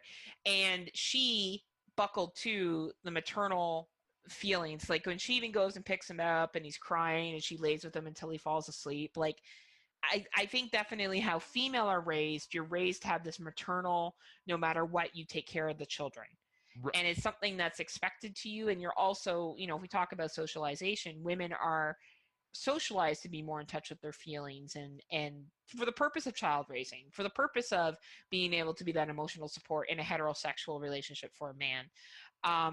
And that's what this movie really capitalized on there too, really, really well, is that the father's trying to be the disciplinarian. No, you need to let this be. I'm be able to be objective, and she is unable to be in that situation. Yep, and I did want to bring up when you're talking about them dancing in the headlights. Like you could see that was like the brief moment of happiness, like they were rekindling that love that they had after all this stress. Mm-hmm. And then reality, also known as the child, shows up and brings that all crashing back down. Yeah, That is absolutely. just like a strong, like it's like a small scene, but that is such a strong moment in that movie where it's just like you see all these pressures and they forget about them and just kind of feel like they're young. It's kind of like when parents are able to give their kids to a babysitter and they're able to go out for a night and have fun and just kind of cut Mm-hmm. loose like they used to. And then they have to remember they have to come home to a child. And I think Scott and I should preface this with neither one of us have children. Right. So I think that, I just where we're going, I don't want people listening to this and us and thinking that we're like kids are bad. Like definitely, I know I don't have that belief. I really like children. I really like my friends' kids. I wanted kids myself. It just didn't happen for me, unfortunately. So, and that may be something I regret one day. Who knows, right? So, but I do think that there is some points to be made here about feeling that obligation to have children and to have the house and to have that stuff if you don't want to. That's the key thing we're talking about here. We're not talking about people that wanted that and have that and are happy with that, and that's awesome. But there are sometimes people who cave to society pressures and do things that they don't actually want to do. Yeah, exactly. Yeah, the pressures of society are kind of what are forcing this relationship to go in a direction they don't want it to go. So where do we see like the relationship horror that we talked about? Most of these were 2020 movies, with our oldest one, I think, being 2015. Yeah. Right? So, I think relationship horror is really beginning to take a stage in it. Like even if we looked at The Battery and the friendship relationship horror that's in that, there's some huge relationships there that are coming to the forefront as well. They're not romantic, which is why we didn't use it. But I think horror movies are really beginning to pull in that societal expectations or the power of relationships or the reasons why we make choices, like in Ruin Me. And she's forced to choose between two different relationships. Right. We're really beginning to see that more and more integrated into horror. So it'll be really interesting to see where this continues to go. Yeah, I'll say because, a lot of films come from personal experiences. Ari Aster's Midsommar was made because he went through a breakup and it was toxic like this, and that was his way of releasing it, was by making this film. And there's just many reasons why these type of films will show up, but it's usually because of personal experiences or personal growth. And hell, with like some of the experiences I've had, I could probably write a book or something, not nearly as good as this stuff, but I'd probably have like stories and stuff I could tell that would just, be good for a movie. Absolutely. I agree 100%. And I think there's the more that people have personal experiences, especially our younger generation that are becoming filmmakers, we're going to see a lot more of these types of more interpersonal connections with a lot more character development, a lot more borderline horror films that are just kind of sending a message, like subtly. Absolutely. Well, if there's anything else that you want to add, if not, I think when you talk about the future, that ties really good into our Out of the Dark remake. Oh, that it does. So moving from relationship horror and all the stories that we've shared on that, so hopefully you're like, I don't know, in a good relationship. If not, learn from these movies and get into a better one. Right, and avoid dating sites. Avoid dating sites, because Scott is tired of people fucking ghosting him and being assholes. Yes, I'm sick of their shit. But I feel like things are going to pick up for Scott. I feel like, and it's easier for women, honestly. Like, Yeah. or for me anyway. Like, and I'm not because I'm just very social and I'm very forward. So if I do like somebody or whatever, I tend to just tell them. Right. Where a lot of And guys deal with, like, at least guys that I know deal with, does she really like me? I can't tell. And that I could be insecurities as well. like there's people that I've had crushes on even recently, and I've told them. Right. And they do with that information whatever they choose to, right? And if something leads to it, something leads to it. But in majority of the relationships that I've been in, I am usually the one to pursue in a sense. Usually if they pursue me and I'm into them, I tell them I'm into you. So I don't know, be more direct, everyone. Then we don't have to deal with all these games. Right. Because it definitely hurts everybody's heads, men's and women's. Like, it doesn't matter. Like, just be open and honest. You're right. And just, be nice to Scotty. Yeah, Because be Heather nice. don't want to smack a bitch. So, and Scott's a nice one. So let's all just leave that out there. You don't want to see the other term for pound and Powell as she's pounding Yeah. faces. Yeah, Heather's had to pull herself back a couple of times from saying Yeah. things she shouldn't say. So I know. anyway, Out of the Dark remake. So much like everybody loves remakes, they're their favorite. Everyone thinks they're awesome and is so excited in the horror community every time a classic's being remade. Scott has 3 on here that he thought we could talk about. Yes, because these ones have been getting a lot of buzz lately. And, I see some people like with our mindset and then some that are not with our mindset. But the movies that we were talking about, the first one I'll bring up is The Thing is being remade once again by Blumhouse. This, if it's technically a remake and not a prequel like the 2011 film, this will technically be the 3rd remake then, because there's The Thing from Another World from the 50s, 82's John Carpenter, and then Blumhouse's remake that they're in the talks of. Not much has been spoken about as far as I know. I think John Carpenter is like having a say in how this film is going to be. So at least he's got his hands in it, which is cool. But does he? Does he need to? He doesn't need to. But I think will make people that are fans of the John Carpenter that are upset about this happier. But why are people upset? that is the question right here. Goddamn movie. Who cares? Here's the thing about remakes. Okay, first of all, John Carpenter didn't create The Thing.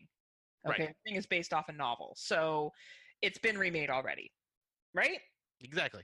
3 times. Right. This will be We the know 3rd this. time plus the book. Right.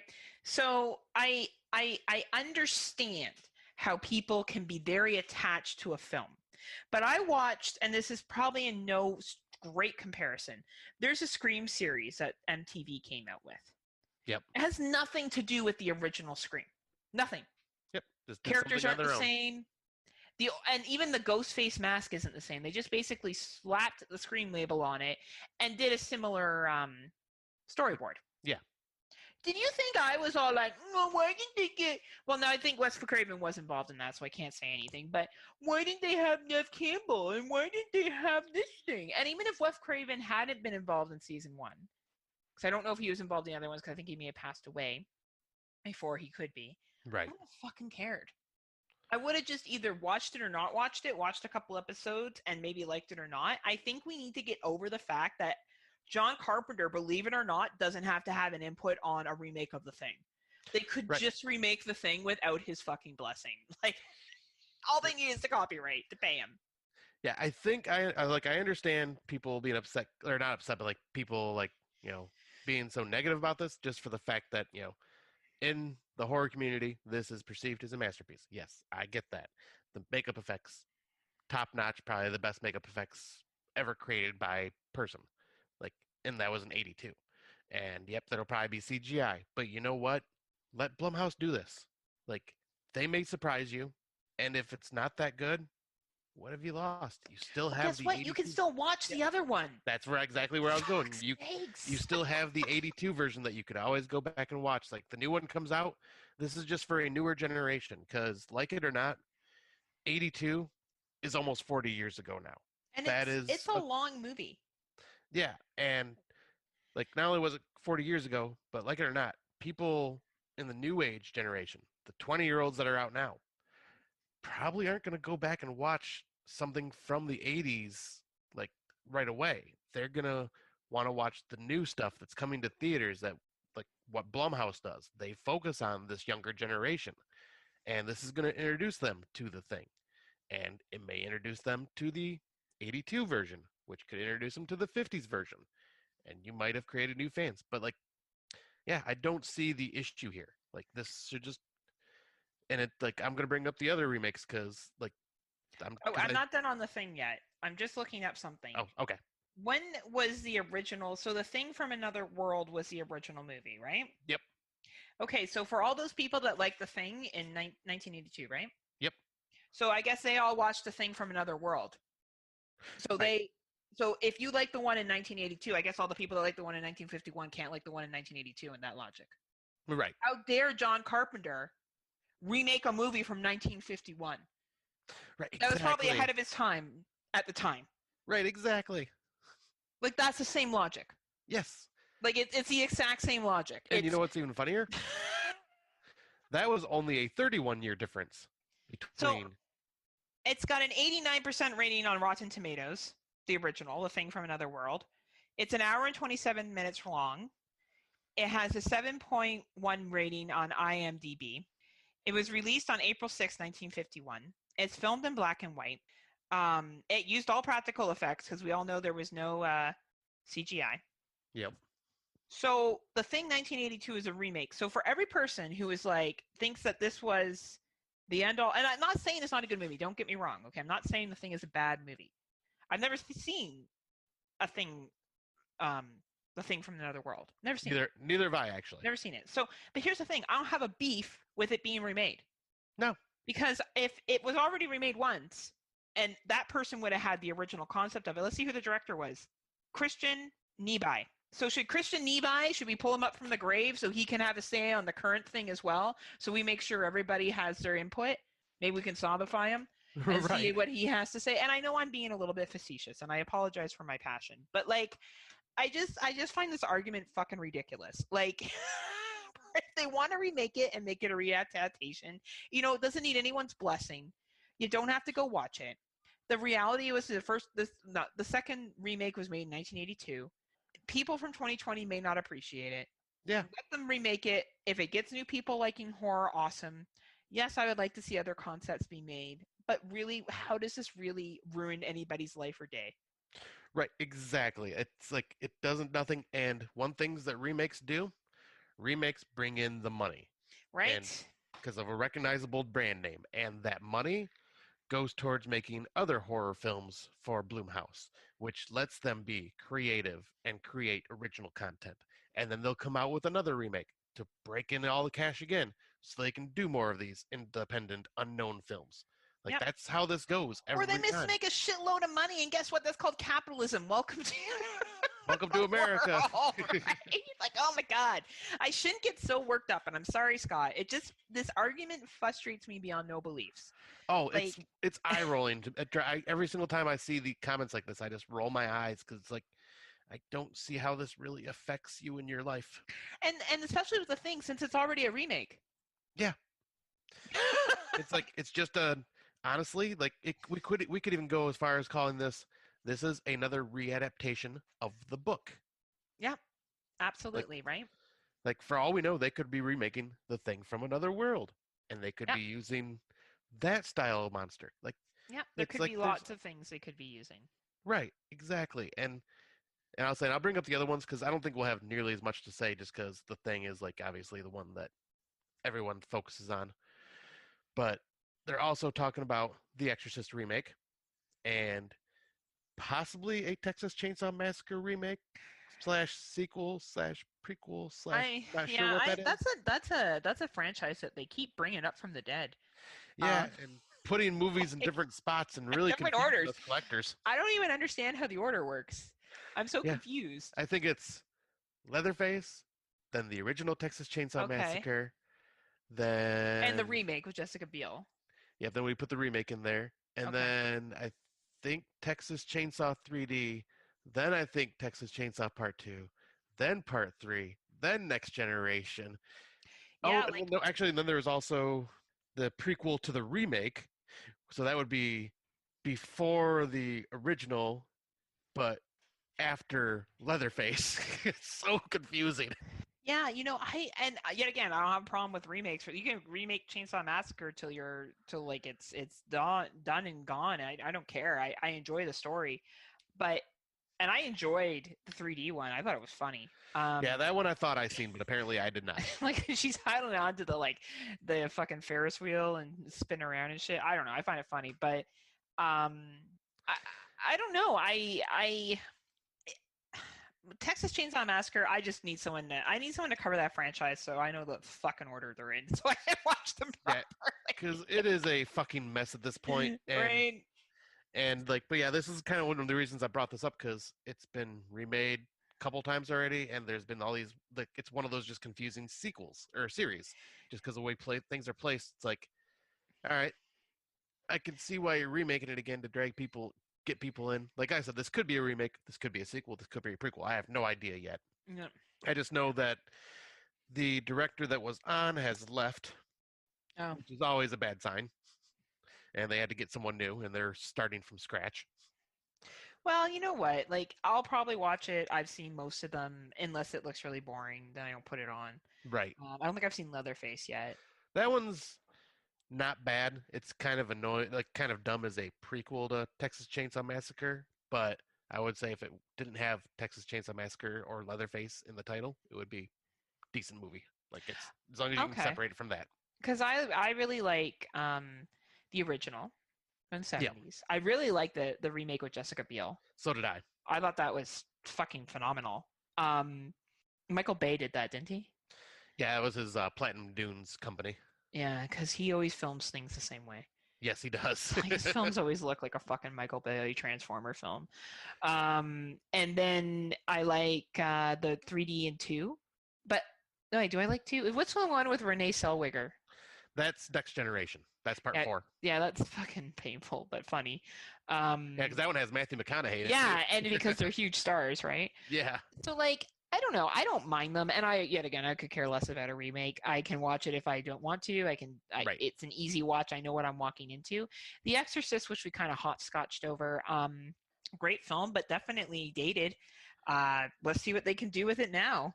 And, like, what is everyone's beef with CGI? CGI can be done fucking well. Not everything has to be practical. Like, fuck's sakes. And have you seen the quality of CGI, especially, say, from these superhero and Marvel movies? How about from fucking Jurassic Park? Like, you know what I mean? Like, I don't know. I just feel like CGI can be done well. Like, in Invincible Man, the CGI was done well. Yeah, that was incredible the way that was done. Like, I thought it was pretty good. I don't know, like, people just feel the need to shit on stuff. I feel like they just get mad and, like, I don't know, if you don't want to see the movie, don't go to the fucking movie theater. Like, there's your other option too. Right. What it is the horror community as a whole is filled with a bunch of very passionate people that feel that things that are considered classics shouldn't be touched. And I'm sorry, but classics, you can still always go back and see them. If they're being remade, it's for the newer generation. Not technically for you, but, for people like Heather and I who are just like, we'll watch it because we, for one, support horror, and if it looks good, we'll check it out. Who cares? Well, and I'm basic white bitch. I watch any Texas Chainsaw Massacre shit that will come out. So have I. I've pretty much watched everything that we've talked about. Like, and I'd watch a remake of all this stuff. White Claw as well. I'll get me some Starbucks and hand it to you since I don't drink it. Fuck yeah. Like, I even like the remake of Prom Night. I didn't think it was horrible. Like, I didn't think it was the best movie ever, but, like, it was fine for a slasher. I've never actually seen that one. It's fun. It's nothing like the original at all, but neither is Prom Night 2. Oh, so it's not boring? Because that's what I feel about the original. Oh, wow. You actually feel the original's boring? Yeah, I feel that one is a chore to get through. Like, that's fair. I just could not get into that one. That's fair. That's your jam. That's okay. I like it, but yeah, I respect. But yeah, like, anyway, this whole remake, I'm sorry, kind of like, what are our thoughts? And, like, poor Scott chose his Out of the Dark question. And it's like, I don't know if he knew they was just going to get me all worked up like a little like spinny toys, right? Because yet again, if you don't want to see the movie, no one's forcing you to go to the fucking movie theater. Like, I don't understand why people feel the need to get that upset. And if you watch the movie and it sucks, then, like, when I watched Black Christmas 2019, course I was disappointed. Of course I was like, oh my God, why did I spend money to do this? And why did I drag someone else with me to watch it? But whatever. It's not the end of the world. Like, Right. I have a funny story about it. And I have other horror friends I can talk to about it. So I'm interested to see what's done with all three of these. I enjoy The Exorcist. Great story. I don't believe that it's untouchable. One of my favorite movies is The Changeling. I'd love to see that remade. I've said it before and I'll say it again. And I love Gregory Peck. I think he's one of my all-time favorite actors. I'm 100% fine with that movie being fucking remade if it got Same remade here. and it's good. You know? Or if it's not good, I can still go back and watch the original. Right, exactly. There's no harm, no foul for them to try. You know what I'm going to do? I'm going to watch the thing from another world, and anytime people complain, I'm going to tell them that the 1982 isn't as good as the 1951, and that I'm more woke because I watched the 1951, and they're not nearly the horror fan I am, and that they need to educate themselves. I'm going to throw that at the end of every argument. Yes, I got to see this. Just to show, anyway. Yeah, pretty much, if you can't tell, this is the reason why I picked this topic, because I knew it would get Heather on a fun rant, and I love it when she goes on her rants. Just like, y'all gonna make me lose my mind. Up in here. I should redo that song and make my own lyrics about people complaining about shit that, like, isn't even a problem. Like, just don't do it. Like, just keep living your life. You'll be fine. You know, but I'm excited. We'll see what happens. Of course, I would prefer new horror movies to come out, but here we are, so. Yep. I mean, well, hell, and we still get a shit ton of new horror films every year. I mean, hell, we watched, 135, 136 this year, and they're all, I think, maybe 3 of them are remakes? Yeah. So, like, no one can say I can't believe they remade The Invisible Man from 1933. Right. Oh, my God. So no one can say that, all they're doing is making remakes. No. Why did they remake The Invisible Man from Hollow Man, which isn't even the same movie? Anyway. And I love I got you in this rant. This makes me so happy. Thanks. All right. Well, I think we've buried this horse. Yep, we've drug this one from behind for quite a while. So we're gonna end this on a good note, and I don't know what our next topic. Like my past relationships. He's crying in his car. Well, some bills not paid for. Guys are like, maybe he's coming back one day to pay. Why doesn't my podcast love me anymore? That's funny. But yeah, happy dating to everyone that's out there. Be kind. Don't be a dick. Respond to people. Yes. Tell them if you're not feeling their shit. Just be open and honest. Send White Claws to Heather. Yeah, send White Claws to Heather. And just, yeah. And don't hate the player, hate the game. Yes. And I don't know what we're doing next. I don't know. We're going to do something. Yep, this one we haven't planned out yet, so we'll figure it out. We just like to keep things spicy here on Friday Nightmares. So yeah, it's a very rare occasion when we actually are able to tell you all what we're doing next. Yeah, it's only when Scott's really angry about shit or I'm really angry about shit. And now, I'm just trying to survive with starting school up next week. This is Labor Day weekend, by the way. Happy Labor Day weekend. Yes, happy Labor Day weekend, everyone. By the time Scott gets this out, it'll be 2 weeks past Labor Day weekend. Oh, you shut. It'll only be by the next weekend, hopefully. Yeah, and after all the editing he's got to do from this badass here. But anyway, we'll see you guys next time. And until then, Scott, what do you need to tell the nice people? Unpleasant dreams. Bye.